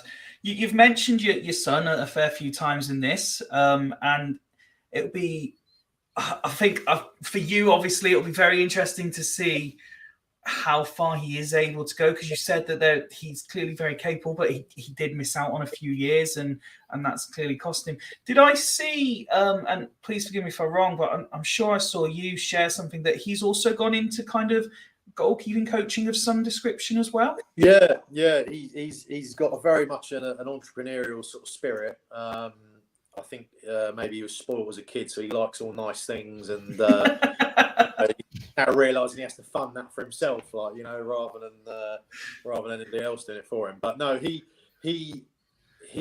I think, as much as he probably hates to admit it, he is my son in terms of some of my traits, and some of our genes have definitely been passed on. So he very much thinks about what he's done and what he's doing, you know, and he analyses what he's doing, and will video training sometimes, and we'll pick up on stuff. So I think what that's done is it's made him think about it, and I think he's able to verbalise it because he's you know, he can speak well, and he's intelligent enough to be able to do it. So what he started working. So some of you may or may know, at Supermarine, they've got a dome behind the pitch, an indoor dome there, and there were some guys that run a coaching sort of school there, and asked him to get involved with the goalkeeping side of coaching, which he did. Bit of extra pocket money, and obviously he's developed, and I think he's had some good results. And from what he tells me is that there's a lot of kids who sign up for long-term things with him, like 12 sessions in advance. You know, I said that's a massive credit to you that they're prepared to do that, you know, to spend that money and do that.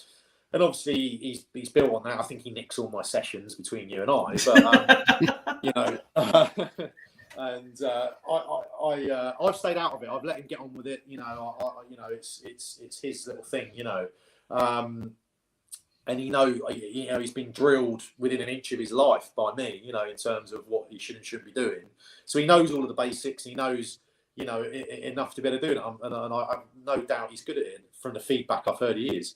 And then he's obviously thought, well, you know, like anybody, I'm working for somebody else. If I work for myself, then I get a bigger cut of it, like, you know. So he started that, and he's set up his website and his social media, and he's starting to develop. What he's looking for at the moment is a venue with a floodlight in the Swindon area to do that. So I've sort of tried to come up with some ideas for that. Obviously, I'm not local, so he's on his own there with that. He lives in Woodbassett with his mum, so he's sort of working in that general area. And he's just looking to develop it. He's also doing a personal training course at the moment, and he's just started a job in a gym. He's the sort of person that probably doesn't like academia. You know, he's not really one for study, and I think he's got that kind of learn on the job type of mentality and that sort of thing, which because of my experiences in the real world since I left football, I think that counts as much for any qualification. You know, if you can talk to people and build a rapport with anybody, you know, you've got half a chance, which is what he's got. So no, I'm sure he'll be a success of it. You know, he just needs to focus on it and build it up slowly. And you know, hopefully people in the local area will choose to send their kids to him. You know, and no doubt he'll help them develop. You know. Well, for anyone interested, I will get the details from the post that I did see, and I will be resharing it through our socials as well, so everyone can have that. Nick, was there anything you wanted to ask while Rhys was here, or should we let him enjoy the rest of his Monday night? We already interrupted tea time, and then took up his whole evening. I didn't. Yeah. No, nothing else. I mean, it's just really say thank you, and it's, you know, it's a very good hour and a half. I've really enjoyed it. You know, you've given us a good insight to, you know, yourself as a person in your career. So thanks very much, and it's been spot on, really good. Yeah, honestly, like I say, from my perspective, when it dawned on me that 20 years was coming up, and I had this idea of sort of reaching out to see if any of that squad would be interested, and with how quick you came back to me, I honestly well made up, and I can't thank you enough for agreeing to do it, the time and the in-depth nature of which you've gone into. I and Nick and Rich and Kieran, who have had to drop off, and the guys who couldn't make it tonight, we all really appreciate it. Thank you very much. My pleasure. Thank you for your time. That's very kind of you to say so. No, thank you very much. One final thing though before you go, I very much bang the drum that England are going to win the World Cup. Can you tell everyone that I'm right, please? Yeah, but you've got your Christmas tree up on the 21st of November, so if it makes any difference, it's been up since the 19th of November. So Jesus. Yeah, well, no. Look, I think you know, I don't think they're the usual sort of clamour there, is it? You know, you know, the clamour of that usually we're going to win it, I think it seems quite sensible at the moment. I don't think it feels like a World Cup, though, does it? Where it's, No, it doesn't. That's the trouble. You know, it's a big mistake on their part, isn't it? We all know. Oh, yeah. The corruption that's gone on to get it to this point, you know. But it is a real shame, isn't it? Because, but in some ways, you wonder if that might suit us because the players are, in theory, at their peak. You know, they've had a good couple of months in the season. They're fit. You know, they're not at the end of the season, and we all know how intense the Premier League is. You know, so do you know what? It might just work in our favour for once. You know, and they've done what they needed to do today. You know, it was a workmanlike performance, and you know, it was a no-win situation for them, but they've done what they needed to do. You know, so hopefully we can kick on. So I flashed up the comment on the screen there from Claire that All Elite lived on Dawes Road, and no, I didn't live on Dawes Road. Headlands Grove. Headlands Grove.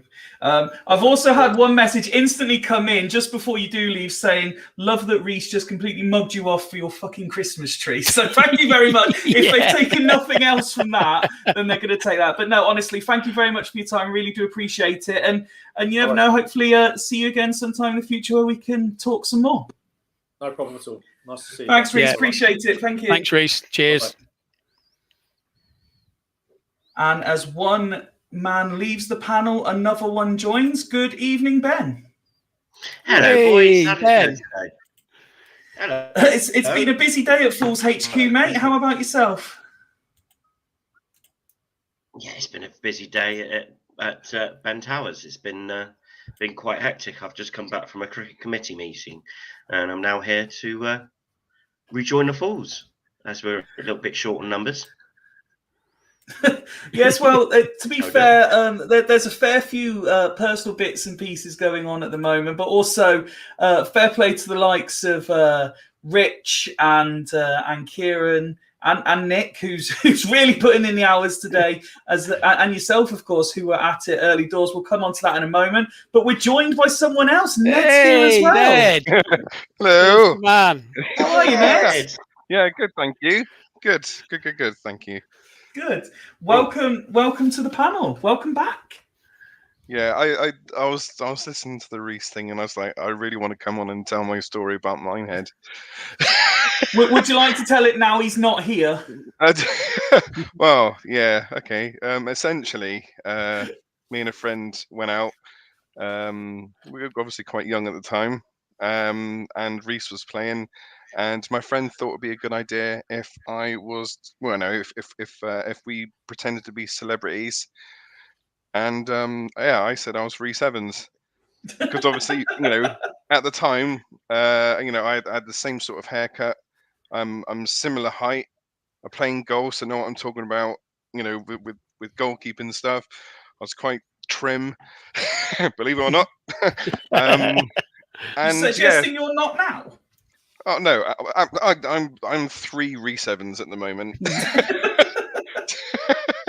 I pretended to be Rhys Evans, and it got me a few drinks, and it got me some interest from the ladies. So it was thanks Rhys for letting me piggyback on your fame. I'm sure he's still watching the live feed to hear that. So. What was that, Ben? Did Rhys Evans get you laid? Did Rhys Evans get you laid? I'm not. I'm not that easy. Rhys Evans isn't that easy. Wow. What's going on? Ned is in a different place. Yes, I'm in my wonderful living room. Enjoy. Sorry. I can't get into my office because it's full of rubbish, as we're fully aware. No, I'm only joking. I was working in the living room, so I just thought I'd jump on. So we weren't entirely sure Ben was going to make it, and as such, he provided us a little video. So Ben, even though you're here, I think it's only right we play it. I mean, to play the video. It saves me a job. Yeah, we'll still let you talk. Nick, Ned, we'll come back to you in a minute. But guys, ladies and gents watching, please do.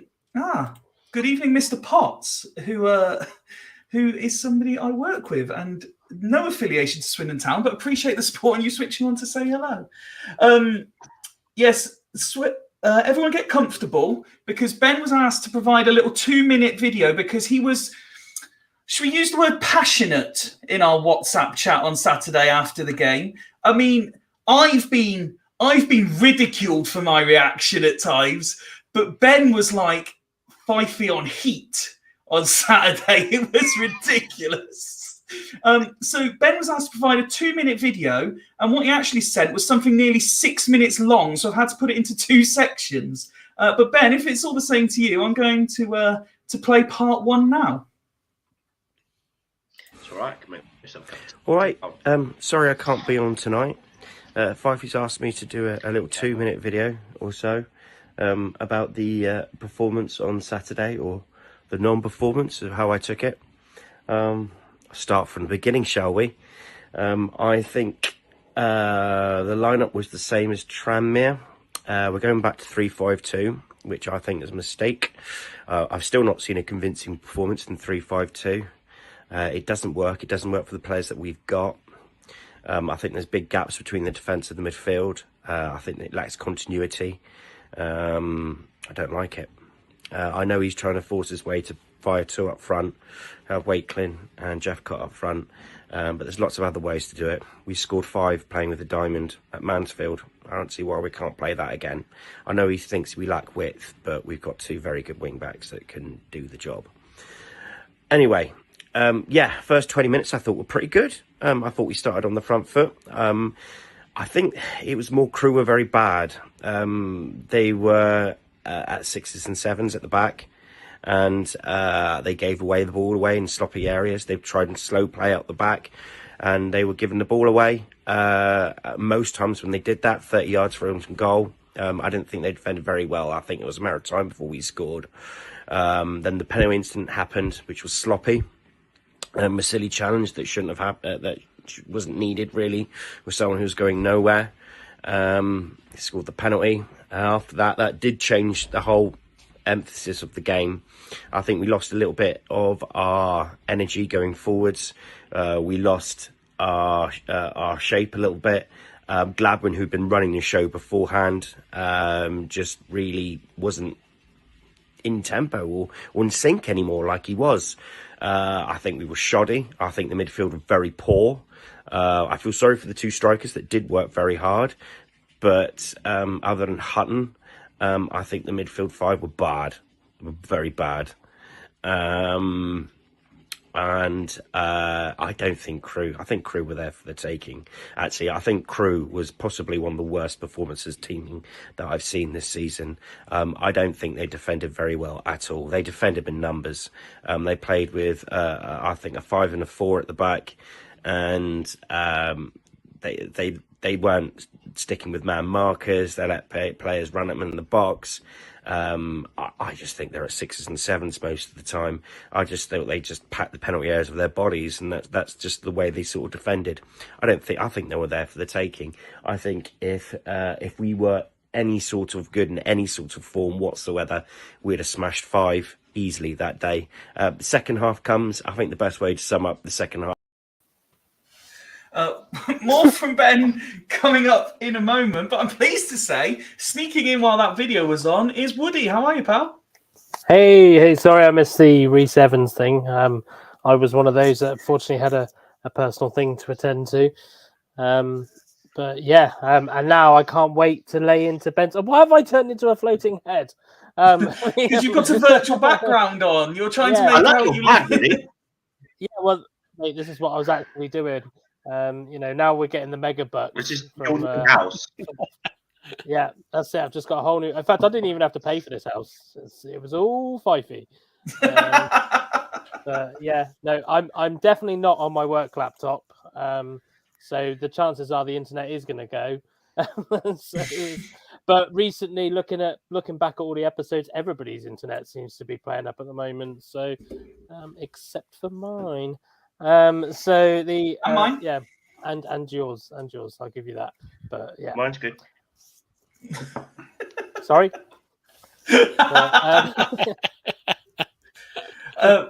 So yeah, we've got more to come from Ben's Ben's 2-minute video in just a second. Garv says, Woody, you at Richie Rich's house. Yes. But Nick, before we come back to part 2 of Ben's spiel, tell us, because you had a very clear reaction, maybe just not quite as what was the word we were using, passionate as Ben's. Yeah, I listened to Lindsay's post-match interview, and what I said was the game must look very different from the back of the Arkles up high to pitch side, because he said the reason he kept to the same team because he thought they played well against Tranmere. Well, if he thought that was a decent performance and he thought that the players did well, I don't know what he's talking about, to be honest. And I've been a big Lindsay supporter, as you know, and I've said I've liked the decisions he makes in the way he operates. But I don't like picking out players, but Iandolo against Tranmere was poor, and he was even worse against Crewe. You know, he should have taken him off at half time. He was that bad. And to be fair to Iandolo himself, he should have taken him off for if for not any other reason, because it was that poor. And I think it's only because he's thought of so highly at Swindon that he didn't get a lot of stick from the crowd. Now, if that had been certain other players, they would have got absolutely hammered. So, I really felt for the lad on a personal level. 5 at the back, 3 at the back, whatever you want to call it. I think the biggest thing is Blake Tracy is totally ineffective. He comes through the middle, takes the ball forward, and then he doesn't know what to do with it because there's nothing on, and he's left in no man's land. He's far more effective as a fullback. So we just got to go back to a back 4. So I'm hoping Clayton and McDonald are fit for Crewe, and they come back into the fold, and we go to a flat back 4.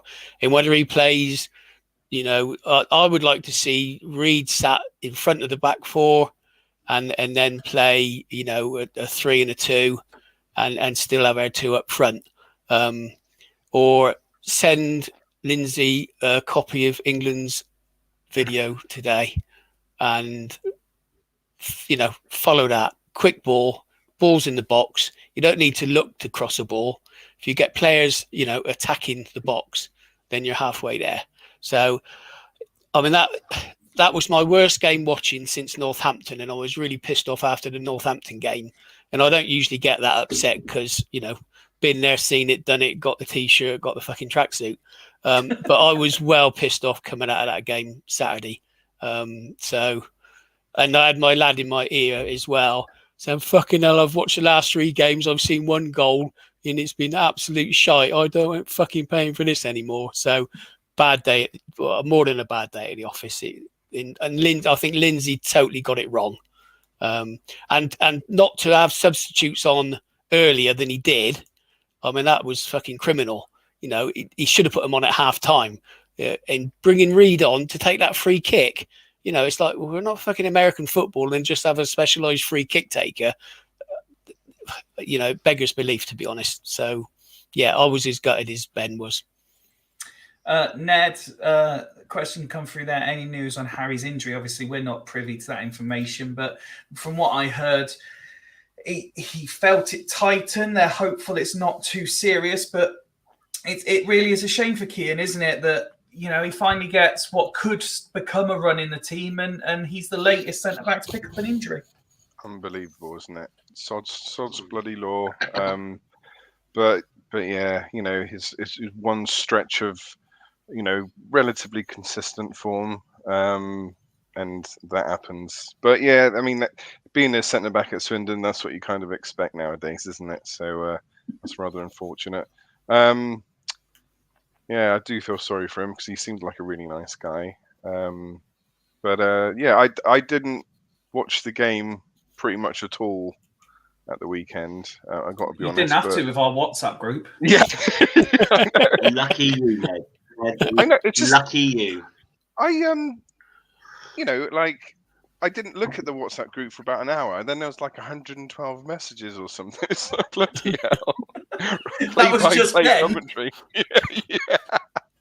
But we're now. It's not. We're not in good form anymore, are we? And that's the concern for me. We're now in a to use Ben's method of manipulating the figures. What's that? If you include the FA Cup One game, defeat and 6, Ned. 1 defeat and 6.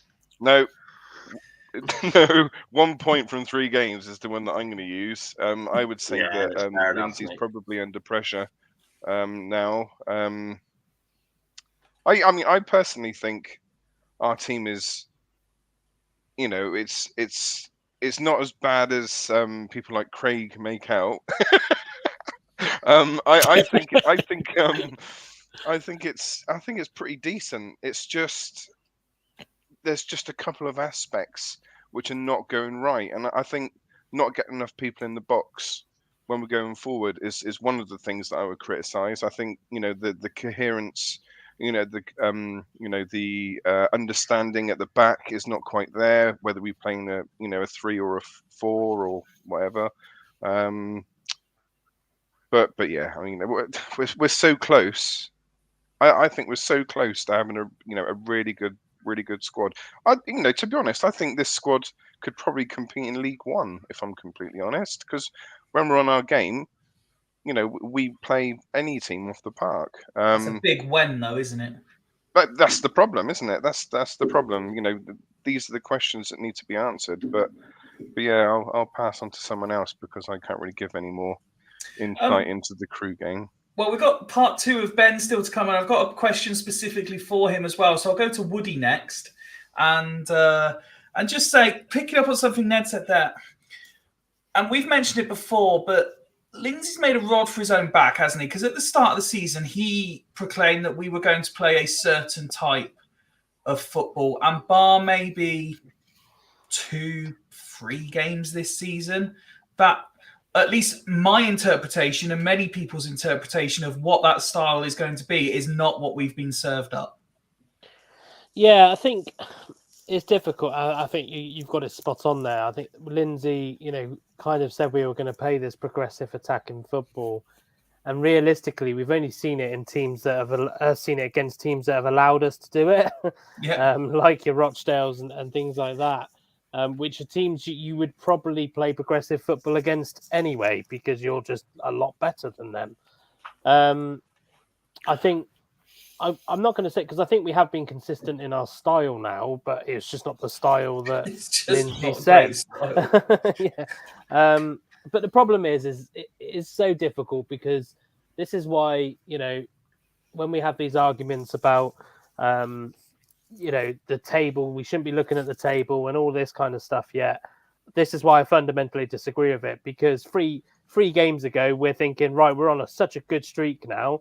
And all of a sudden, we've won 6 out of 9 or whatever it was, and all of this kind of stuff. And now, as Ned's rightly said, we've now got 1 point in 3, and that's 3 games that have just gone like that. Mm-hmm. 3 games that have just gone like that. And the problem is that this is why I say that every game matters. Every game, it doesn't matter whether it's the first game of the season, the 9th game of the season, or the 45th game of the season. Every single game matters, because it's games like the Crew game. I mean, I didn't go, but it's games like the Crew game that I worry that's going to cut. Those type of games are going to come back and bite us. I know I kind of get Ben's points around maybe we look to the better side. But at the end of the day, as Nick and I have alluded to before, there's only one stat that matters in a game of football, and that's the scoreline. And there's only one stat that matters in the season, and that's the table. So it's and if we're my bloody cat's pissing me off. I swear, my cat. Mine is too. Your cat. But yeah, it's just like if at the end of the day, the only way you're going to win games is if you're better than them in their box. And you're better than them in our box. So it's and we weren't, because we didn't score and they did. So And I just think to lose 1-0 at home to a team like Crewe, I'm sorry, but that doesn't scream progressive attacking football without looking at the stats, to be totally honest. No, and we did have a laugh at some of the stats that were pointed out, more so because it was further irating Ben, who was doing a full-on 5e impression on Saturday. It was absolutely class for me to watch and really understand what you guys see when I go off on one. It's superb. Let's rejoin virtual Ben before we give real Ben a question and see what part 2 of his review had to say. Smashed 5 easily that day. The second half comes. I think the best way to sum up the second half was Ian Dollow's miss when he misses that open goal from about 7 yards. I think that summed up the performance, really. Again, I thought it was pretty inept. I thought we lacked ideas and creativity in the final third. I think Crewe's basic defending, we couldn't get a head around it. All they did was defend in numbers. I think also what didn't help was the refereeing. You know what? Shithousing is a part of football now, and they did it to an exaggerated effect. It was quite comical the way they were doing it, really, and they were let away to get the good. The referee just let them do it. He didn't brandish one single yellow card for any sort of time wasting or play acting. So they're going to do it, and they're going to do it more and more, and the more they got away with it, the more they did it, and the more exaggerated they did it. You can't blame them for it because they're winning, and it was their way of shithousing, really, and getting the points. So you can't get angry at them. You just got to get angry at the official. So bizarre officiating from him. I think a lot of blame to Lindsay as well. I can't get my head around why he didn't try and change things up. I don't get why Khan wasn't taken off. It wasn't his type of game.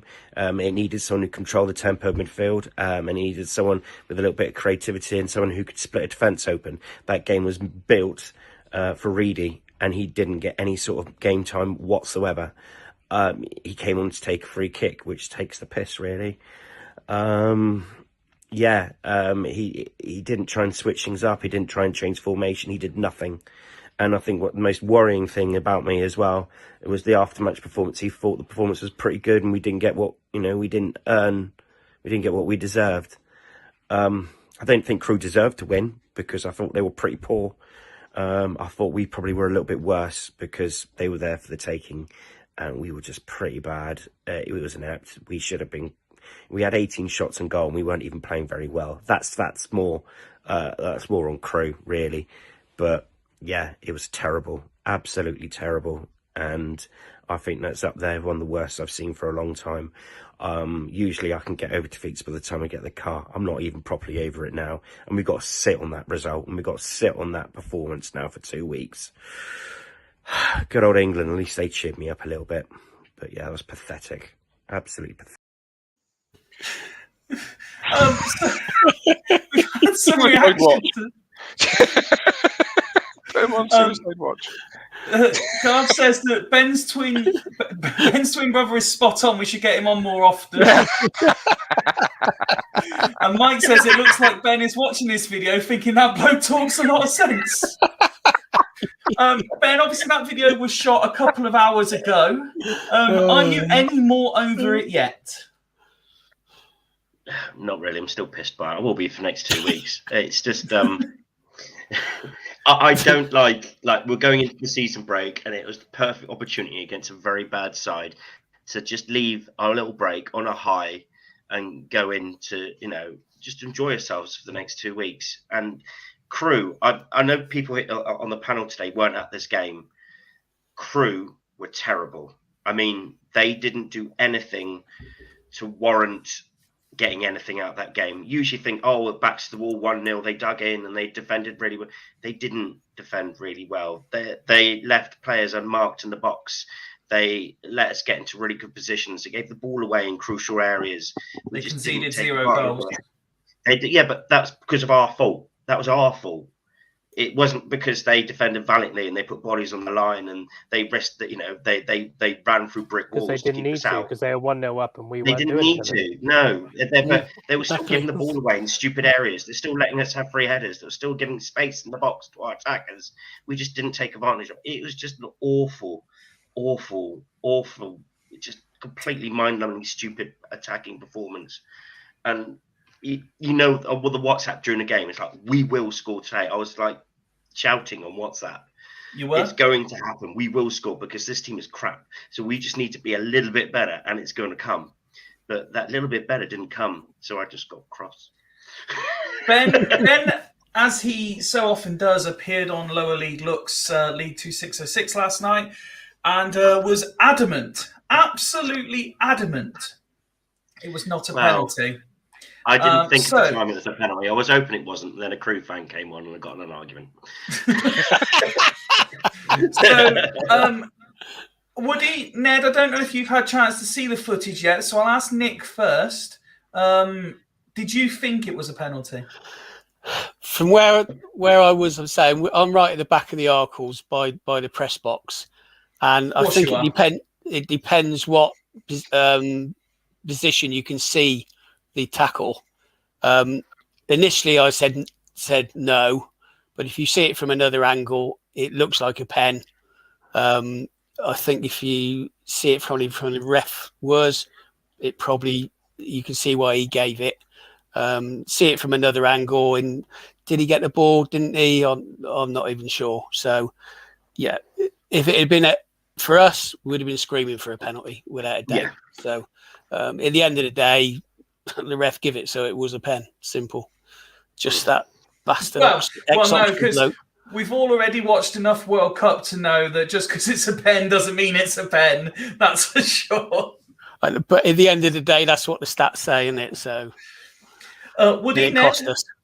Have either of you seen any of the angles? Got any comments? I've just watched it back actually because I couldn't remember, but then I remember I've watched it already. To be honest, I think the ref should have given the goal shortly afterwards. I think the ref blew his whistle too quick because you can't say that Bryn has stopped because of the pen. He's not stopped. That's the finish that followed that foul was half decent. Sublime. Yeah. So I think it's looking at it. I agree with Nick. If it's us, we're screaming it's a penalty. But at the end of the day, the way I look at it's a bit of a non-discussion because if he's not given the penalty, they've got a goal anyway. So, Ben, I said that there was a specific question I wanted to ask you. Ned, can you just shut up, mate? Can you just shut up? Oh, sorry. I thought Ned shook his head when he said about watching it. Sorry, Ned. I did see it, but now Woody saying about the should have given a goal. I mean, that's that completely destroys the argument, doesn't it? Really. So that's fine. Carry on. I've got nothing to say. No. I feel terrible now. Please take a moment to say anything, even if it's not about the pen.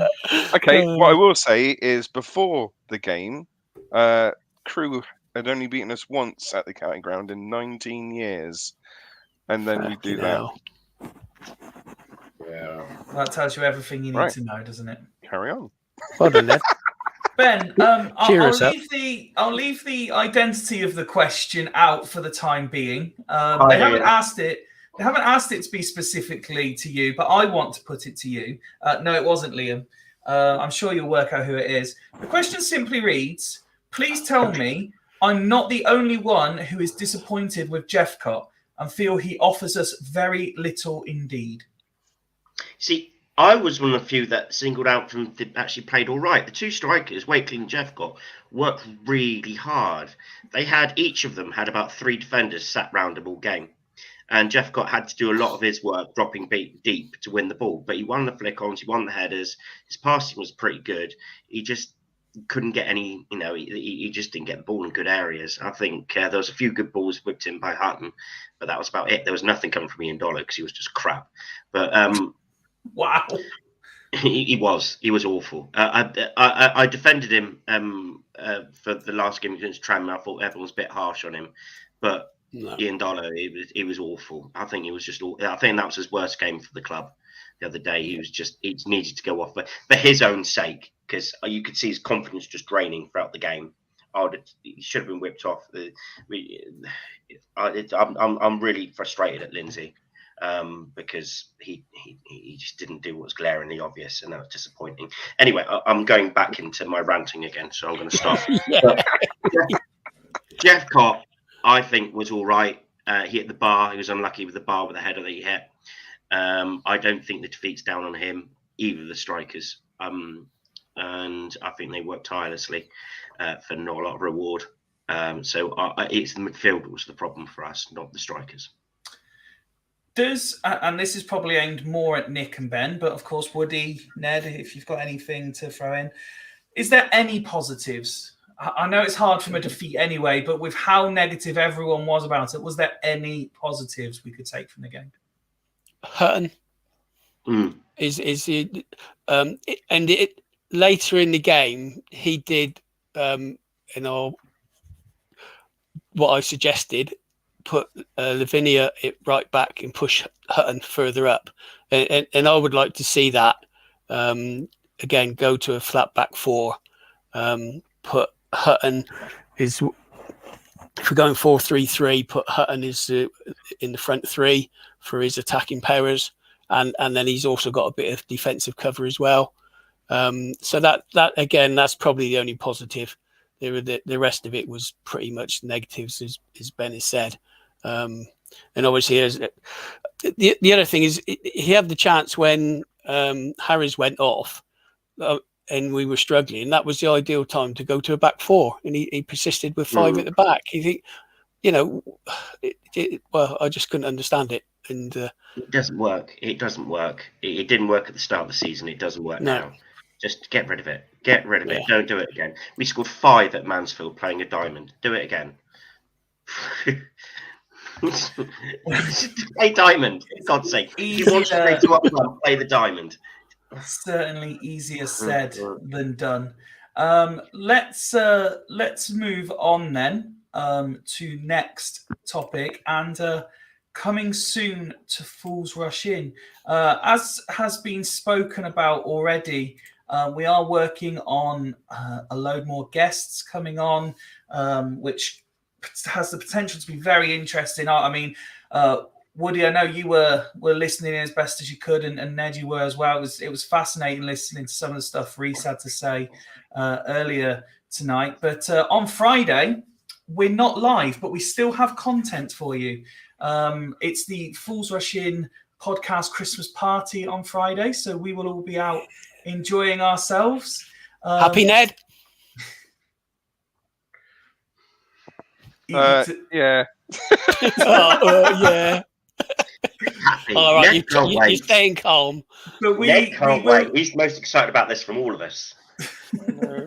I've realised that I don't, because it's still November, I don't want to call it Christmas party. It's the Fools Rush In World Cup party. Fools.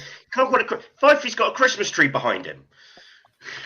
As Rhys correctly pointed out. Yeah. I missed the Rhys thing. Did Rhys notice? He did. Yes, he mentioned. And give him a stick. He mentions that when I said, "Could he back me up that England are going to win the World Cup?" He said, "You're also the sort of person that has their Christmas tree up on the 21st of November." Oh, bless him. I look forward to watching that. But we do have an episode for you on Friday, and it involves this gentleman. Annie Wilson is a well-known figure in the game, particularly here in the West Country. His 4 years at Bristol City ended in 2004. He's now at the helm at Swindon Town. I think we're all different. All managers are different, and managers, they come and go, as you well know, and I'm experienced in that position as well, But when you go into a place, you try and do things that you would like it to be carried on with. And it's not just introducing after 3 or 4 months, you try and do it straight away. A golden opportunity. Well, would you believe it? Really, he should be hitting the target at the very least there. I think this takes a bobble. Look at this ball just sit up as he goes to hit. Football management, you got more and more experience. Does it get any easier? No, it gets more difficult, Jeff, I promise you. I think what makes it more difficult is the expectations of every club and every fan. up and down the country, and particularly what's more important really is the time span. You know, the time span of managers is getting less and less. You know, we're mad. We keep coming back for more, don't we? But it's just the way it is. I think we're just built that way in management. But it's certainly getting tougher, I would say.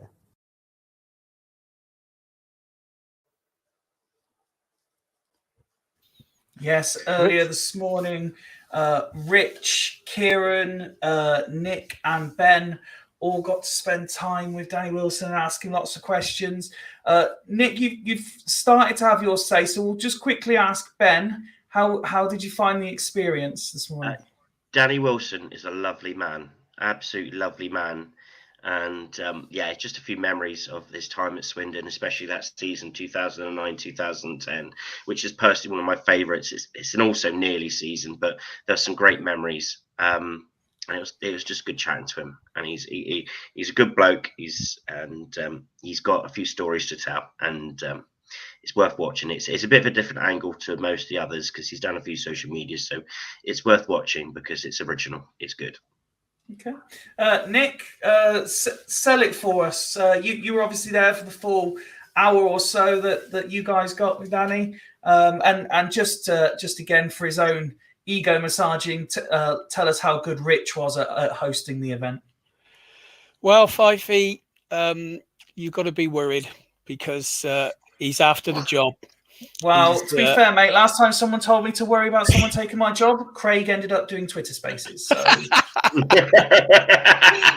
No, being serious, Rich did a cracking job. It went really well. I think we were all a bit nervous. You know, you've got, like Ben said, Danny Wilson is such a top bloke, very relaxed. He said nothing was off the table. I think we asked him, you know, a few different questions, and he's been asked previously, which I think they came across well. He answered them honestly. He gave us a bit of an insight into him as a manager. We got a good feel of him as a person on how he handled people. He gave us some details of things that happened behind the scenes, which was very interesting. And yeah, it is. You know, obviously, I shall watch it again. It's not Friday, but it is an absolute must to watch. And you know, I think that's the most enjoyable podcast. No disrespect to any of the other podcasters, that's the most enjoyable one I've been on. It was absolutely brilliant. But did you ask him if he's had, you know, whatever it is on his testicles? Deep heat. Deep heat on his testicles. No, but we did. He was. You'll see there is a slightly different question right at the end, and I'll let you find out what that is. Yeah, when it's played. Danny Wilson's testicles was not on the table though. They certainly weren't. That would have been a sight. It was Rich's. That's how Rich's gauged everybody's attention. It wasn't that up close and personal. Genitalia was not brought up in the conversation, unlike Kieran Harry's. Very true. Very, very true. But yes, please do keep your eyes and ears peeled for more announcements of guests and other things we've got planned. Hopefully. I was just sorry, Fifey. I was just thinking it is great. I spoke to one of my old players' parents yesterday, and she said that she's just started watching our podcast. So if she watches tonight, testicles have come up twice. I did warn her. I did say you're going to see a totally different side of me. Wow. But yeah, we're hoping to have a very strong end of 2022, and hopefully you'll all find it enjoyable. And that starts with the exclusive Danny Wilson interview being live on YouTube on Friday, while we're all out at our World Cup / not Christmas party. Fully embracing all the Christmas songs. I'm going to tell her the Christmas jumper. I don't care. You got a Christmas jumper, Ben? I might do. I've got a Christmas waistcoat. I don't know. I'm not sure. I might turn up on it. There was some breaking news earlier today, and I'm actually glad that you were able to jump on Woody. I spotted this while I was setting up. I hadn't seen it yet, but we've been asking for it. We'd hoped it would happen. It didn't look like it would, and then all of a sudden they announced that the Women's FA Cup game has been moved to the county ground Sunday 1 p.m. Yeah, it's brilliant, isn't it? Fair play to everybody behind the scenes at both clubs, arguably, even though they're one club, etc. But it's I think it's going to be a great spectacle as well. I don't know if anybody saw Alice and Rhys were on the supporters club earlier, and what was quite insightful about that was Vic was giving quite a good insight on how Plymouth support the women's game down there as well. Plymouth and Exeter are very supportive of the women's game. So it's going to be quite interesting to see how many Plymouth bring, to be honest, as well. I think they're going to definitely bring more than Poulton did, bless them. But yeah, I think it's great news. 2 games already this season. I know they're FA Cup games. I know it's a break, but you got to take every opportunity you can. As Mate, I'm buzzing because I've already put my name down. I said I'm going because I'm in Swindon. I'm in Swindon at the weekend. I'm going to that game. I will be there as well. I will be joining you. But yeah, it's gonna be a great occasion for the club again. Hopefully a decent game of football. What I will warn everybody, it will be a lot tighter than the Bolton game a few weeks back. But hopefully a really good game of football. And as Alice said, everybody put your roasts on hold. Get yourself down to the county ground on Sunday. 1 o'clock kickoff. I think it's £3 entry. Come on, £3 to watch to watch some decent football. Get yourself down there. It's going to be a good game and hopefully a good atmosphere. No, absolutely. I just wish I'd been given a few more hours' notice and we could have hopefully have sorted out some additional guests to preview it as well. But I did think that. I was on as you know, I've had some personal issues to attend to, and I was thinking, shall I try and get hold of somebody to see if I can get them on tonight? And then I remembered, obviously, we had Rhys Evans on. So I was like, by the time, it's going to be like 9:30 by the time we're going to be able to get any of them on. So it would probably be a bit late. But I'm sure we could probably get something from them on the day maybe or whatever. I'm sure we could probably get a Fools Rush in TikTok shout out, whatever you want to do with Beth if she's in the squad. Absolutely.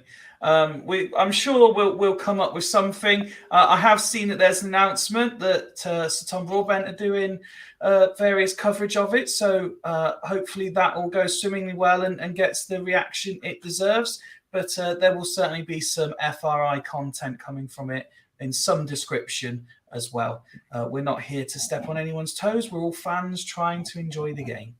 And that is what we will endeavour to do. But yes, I will be there. Woody will be there. And I'm sure there'll be a fair few other fools around as well watching that one on Sunday afternoon, 1 p.m. £3 entry, bargain for an FA Cup game. Do you know what the funny thing is though? One of the annoying thing is obviously the last time it was a Saturday. So Woody. How's it gone? There it is.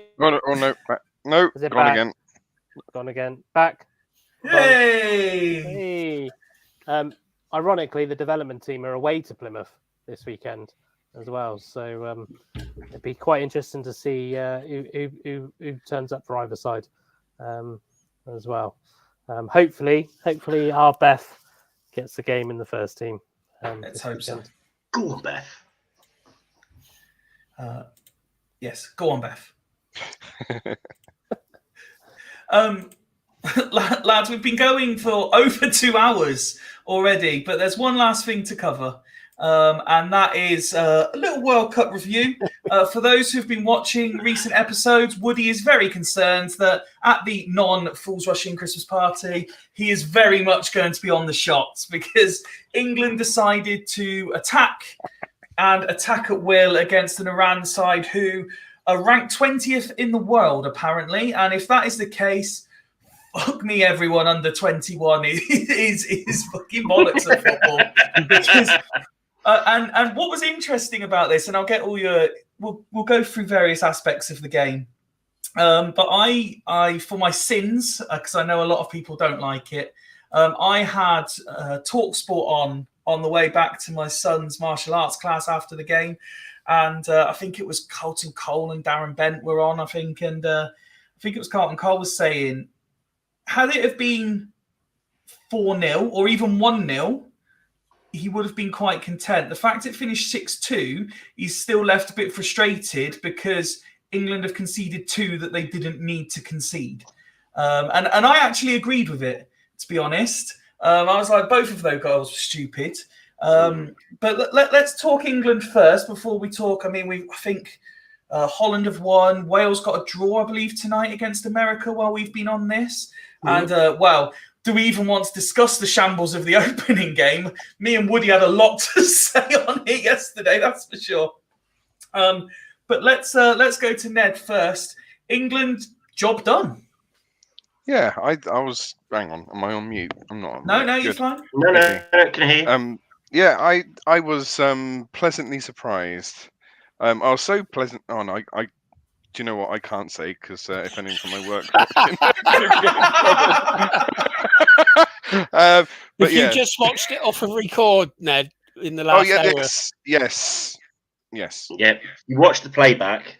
Yeah, when I watched the playback, I fell asleep in the second half, which is unbelievable because we played some decent football. 5 goals that second half. But what we got to remember as well is that Iran were without their star player as well, so let's just bear that in mind. Yeah, but one player doesn't make a team, Ned, and they needed 11 of them to be any good. This is true, but this is also true for Wales. So Johnny Williams, I'm talking about, obviously. Would have won if he played. Yeah, exactly. I think yeah, absolute job done. I know that it would be best if we kept clean sheets, but I mean, can you really complain when we scored 6 goals? Yes, it wasn't like the 2 goals we conceded were awful. Meh. But if we win the final 4-3, I couldn't give a blooming rat's ass. Do you know what I mean? As long as we're winning by plenty of goals, then I'd rather see 6-2s than 1-0s. I've got to be honest. And it was just nice. It was just nice to have multiple goals because we're not used to that with England, are we? So I like that. I like it. It was good. Well done. No. Well done. The 3 Lions. Was. And on that point, it was nice. One thing they were referring to is obviously Saka. It was good for him to get the kind of chip off his shoulder. The last sort of tournament football was obviously the penalty and stuff, Nick. And so he's come back and almost that they suggested was that his prove a point moment. Rashford the same, not been in the any England squad since that final, and he had 3 touches of the ball, been on the pitch for about 70 seconds, and he was on the score sheet. I don't think Harry Kane's got, I don't know how many assists already, but he's not scoring. So imagine what happens when he gets firing. It's all quite rosy from an attacking perspective, Nick, isn't it? Yeah, it is. And on the commentary, they said that was each of those players was the first World Cup goal that they've scored. So all 5 of them, which was that's a real positive. But I saw Southgate's interview afterwards, and he sounded just like Craig. He was fucking miserable because we conceded 2 goals, and he said he's a hard man to please. He's a bit, you could see he was pissed off that we let 2 goals in. He said we shouldn't have. They were poor, and which is good. I'm glad he said that because he knows against better sides we can get exposed, and that's something that they can work on. But attacking wise, isn't that what we've all been asking for from an England side? Yeah. And in the quality of the goals and Grealish's goal with Wilson, fair play to him, because most other players would have been 5-1 up, would have hammered that tried to hammer that in. He pulled it back for an easy tap in. So, that shows there is a good team ethic in there. And if we can continue with that, all well and good. So I hope he sticks to the back four on previous discussions and he doesn't revert to his three at the back. Because it looks like Ben's he only never did seen a that good because performance. Walker was injured. So, yeah, it'd be interesting to see. And I would just love us to absolutely spank the USA on Friday. Woody, I was actually going to bring up the Wilson for Grealish situation for you, but as Nick's covered it there, let's talk about Bellingham because I was watching it with a mate and I was like, he is like without question the best player on the pitch. Yeah. That boy, and he is still a boy.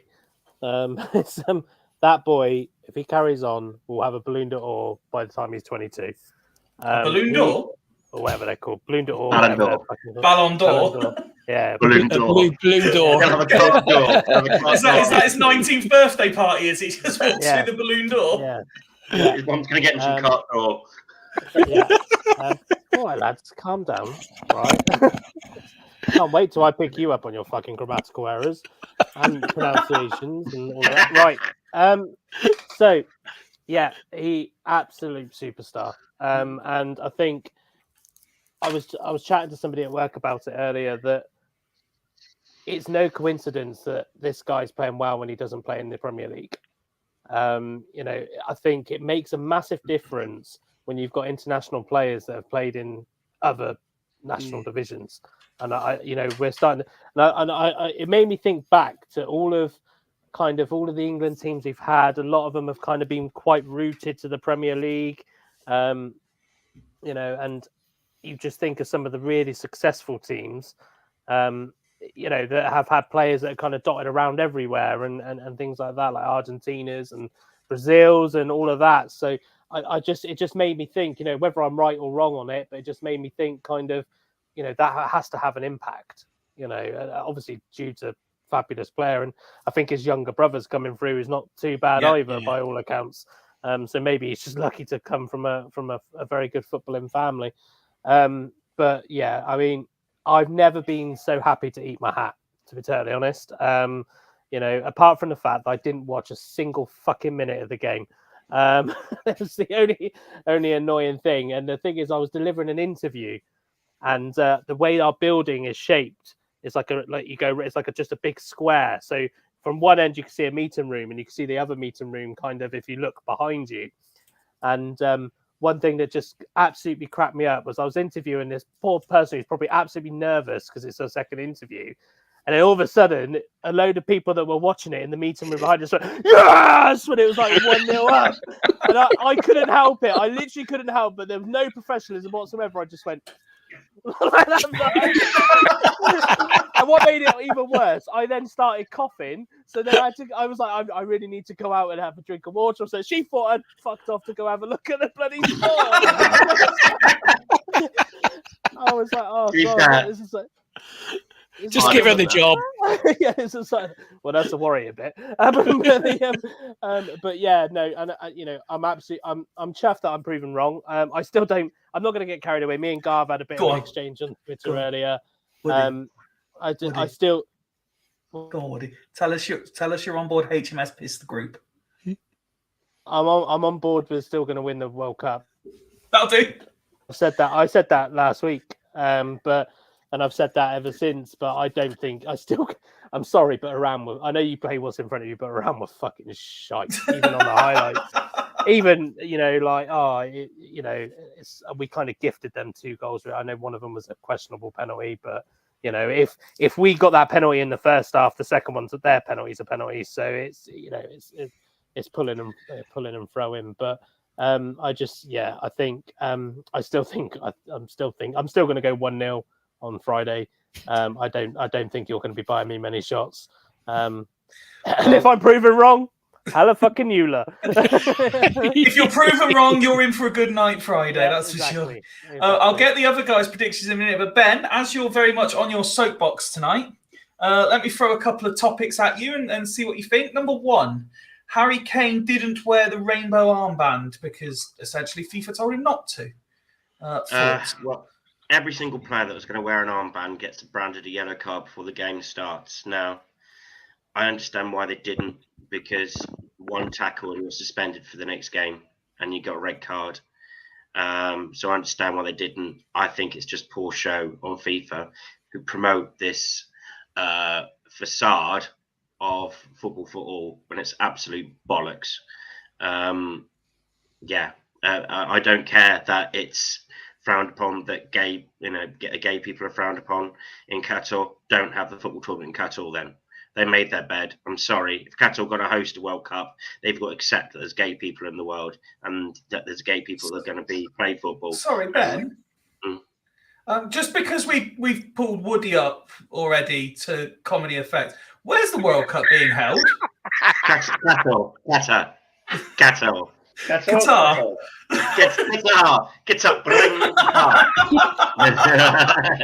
Qatar. It's like I can only hear Ben say cattle a couple more times before I have to say I was saying if you're making a cup of tea, Ben, I'll have it. It's Qatar because I say bath and sorry, I say swan. They're playing the World Cup in Mordor. Was that?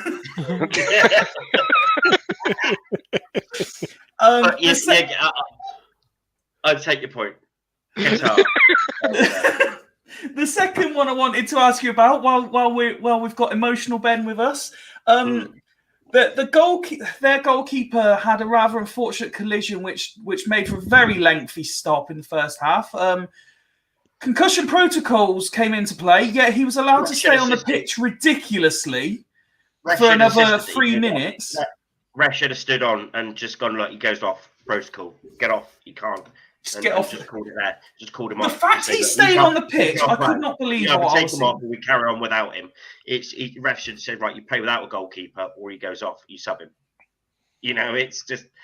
I think the ref should have stood down and say, look, he's got a serious bang to the head. He doesn't even know what week it is. His eyes are rolling about all over the place.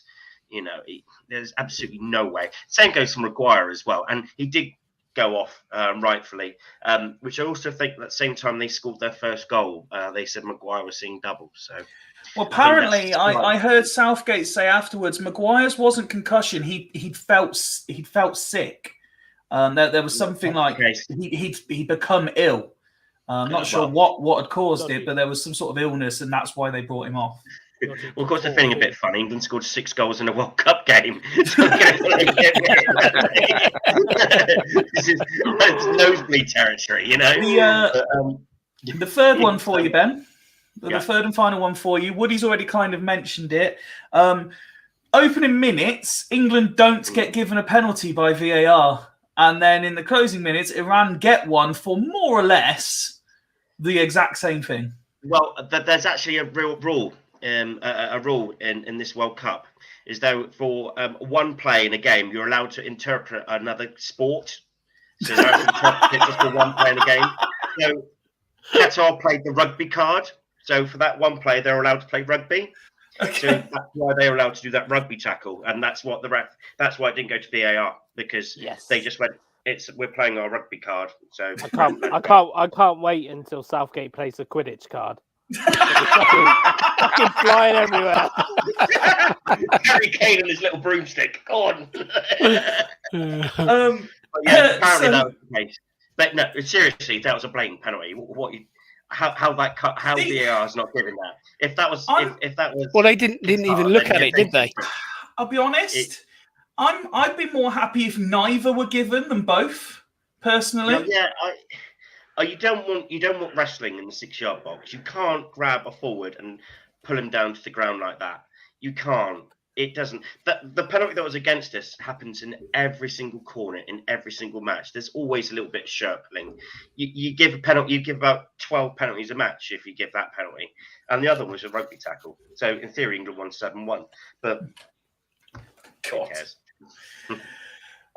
Woody's already said he's back in England for a 1-0 win on Friday night. Nick, score prediction: England USA 3-1. 3-1. Ben?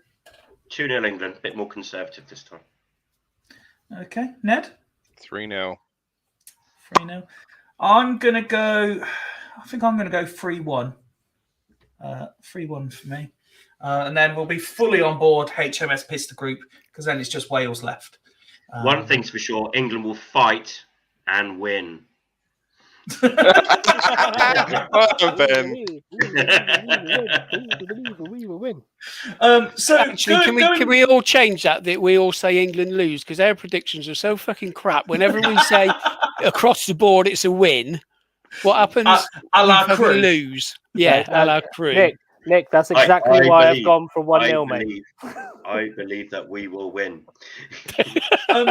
Let's we'll conclude with just looking a bit wider picture. We mentioned some of the other results, and Garv's got it right, pretty much bang on here. VAR got the first decision of the tournament wrong 5 minutes into Qatar v Ecuador.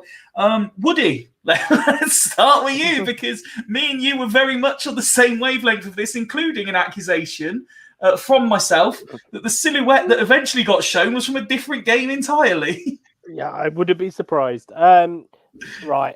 I think I went to Twitter on this. And that's yes, unlike you. Yeah, unlike me. And yes, given the current offside rule, you could argue that it might have been offside. But I genuinely believe they need to change the rule. They need to change. You can't. I just look at it and I go, right. If you think of offences in the game, a bad foul, you improve a tackling technique. I can't think of any others off the top of my head at the moment. But other offences, foul throws. Foul throw was going to be my example. Yeah, all of those kind of things. You can think. You cannot tell a player to go. Mind you, when you're pushing up against that line, make sure your fucking knees onside.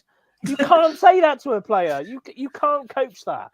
And I just think the more I think about it, the more it winds me up, because I just think that the game is just going to turn into, unless you are a fast striker, you ain't got a chance up front, because you're going to need to be at least a yard off the player every single fucking time, because it seems that whenever you're level, you're not actually level.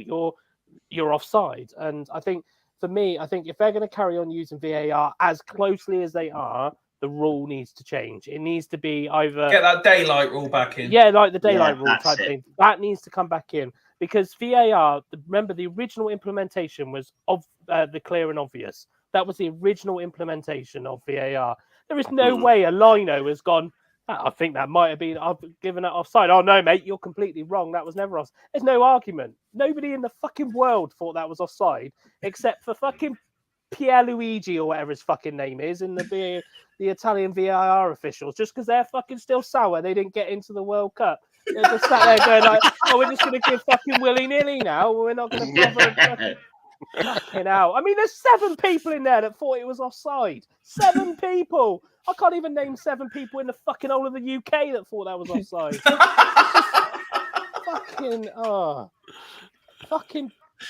Bellends. Absolutely. It really gets to me. This VAR, we have to change the rule. That is the one stipulation. We're not going to get rid of VAR. It's not going to go. But they have to change the rule if they're going to keep it. They have to change the rule. Woody, was you on 3-0 Ecuador by any chance? Yes. And do you know what made it worse? Fucking Ivan Toney told me it was going to be 3-0.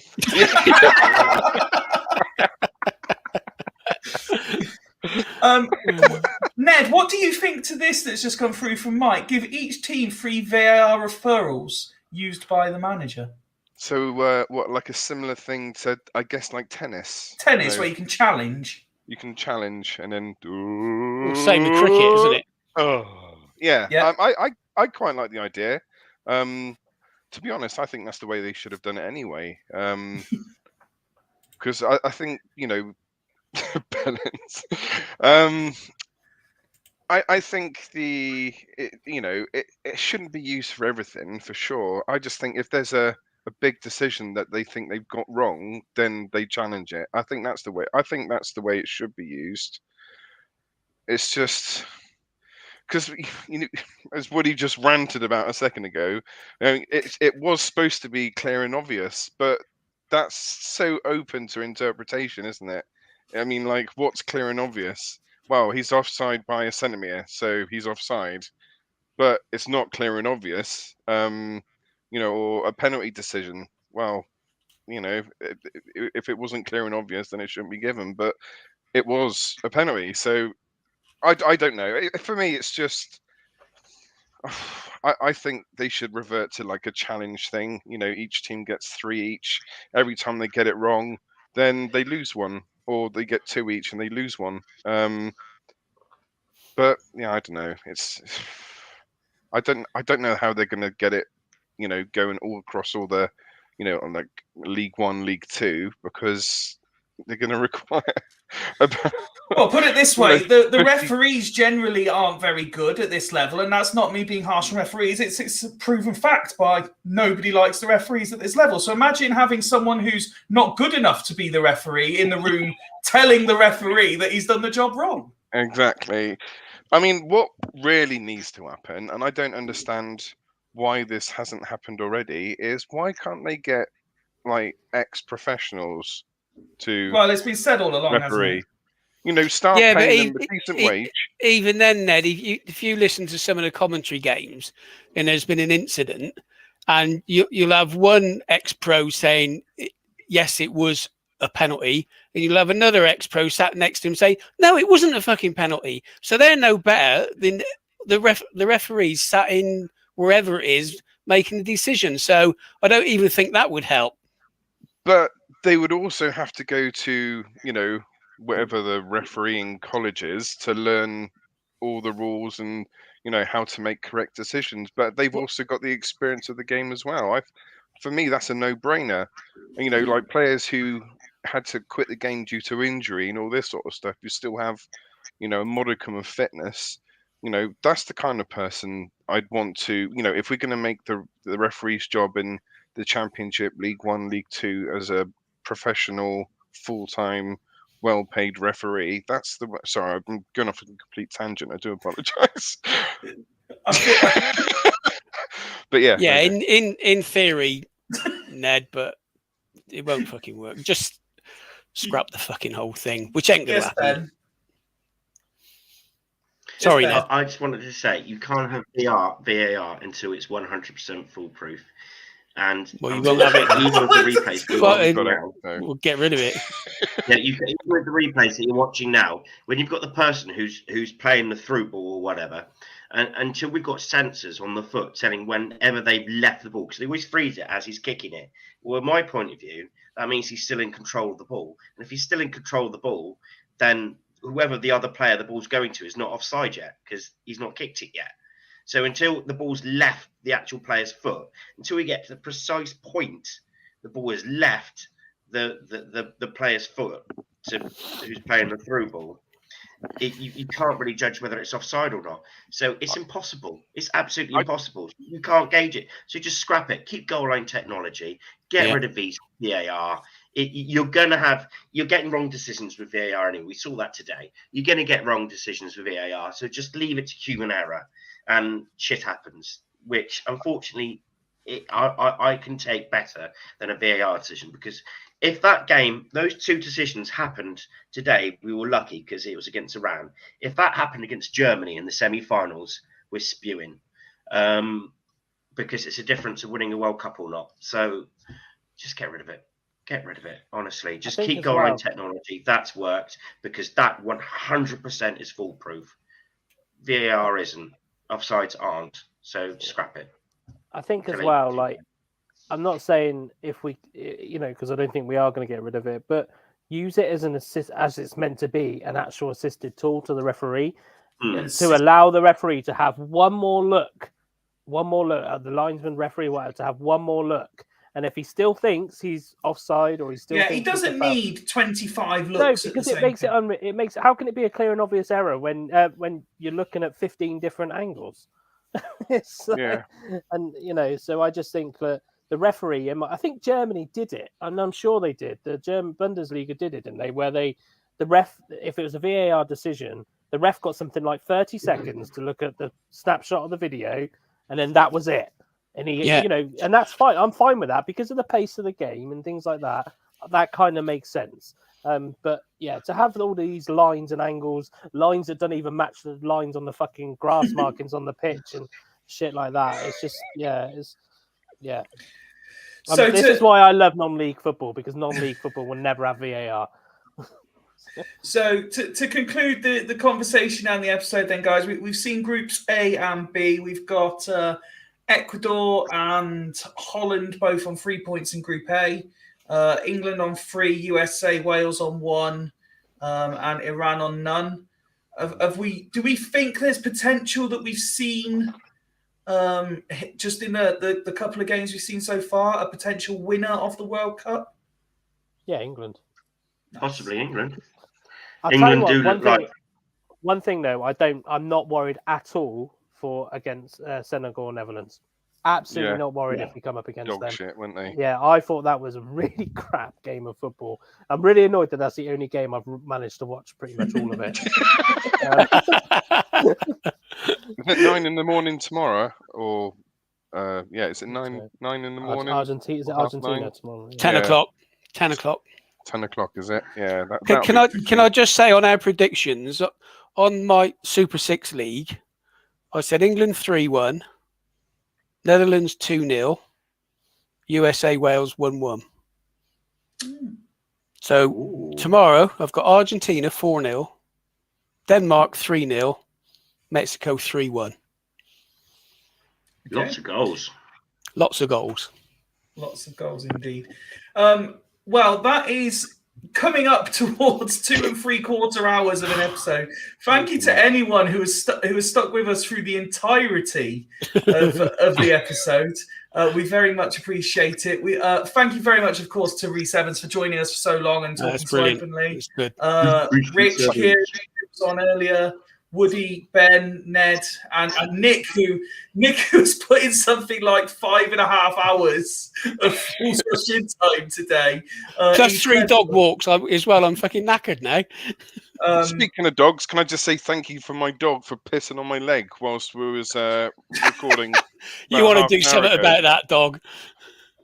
Kick it in the bollocks. That'll sort it out. No! Rub DP on his name. For fuck's sake, what way to end the episode that is? Do not advocate kicking of dogs. Hang on, what does this say? Good watch tonight, gents. I have automated subtitles on. I've never seen so many. Wow, come up on my screen. I totally read that wrong and thought she said she'd never seen so many cunts on her screen. I was like, oh, very There's nice. a few more asterisks for her there. And on that note, if we're going to start putting in 5-6 hour shifts, we're going to have to start invoicing you soon, buddy.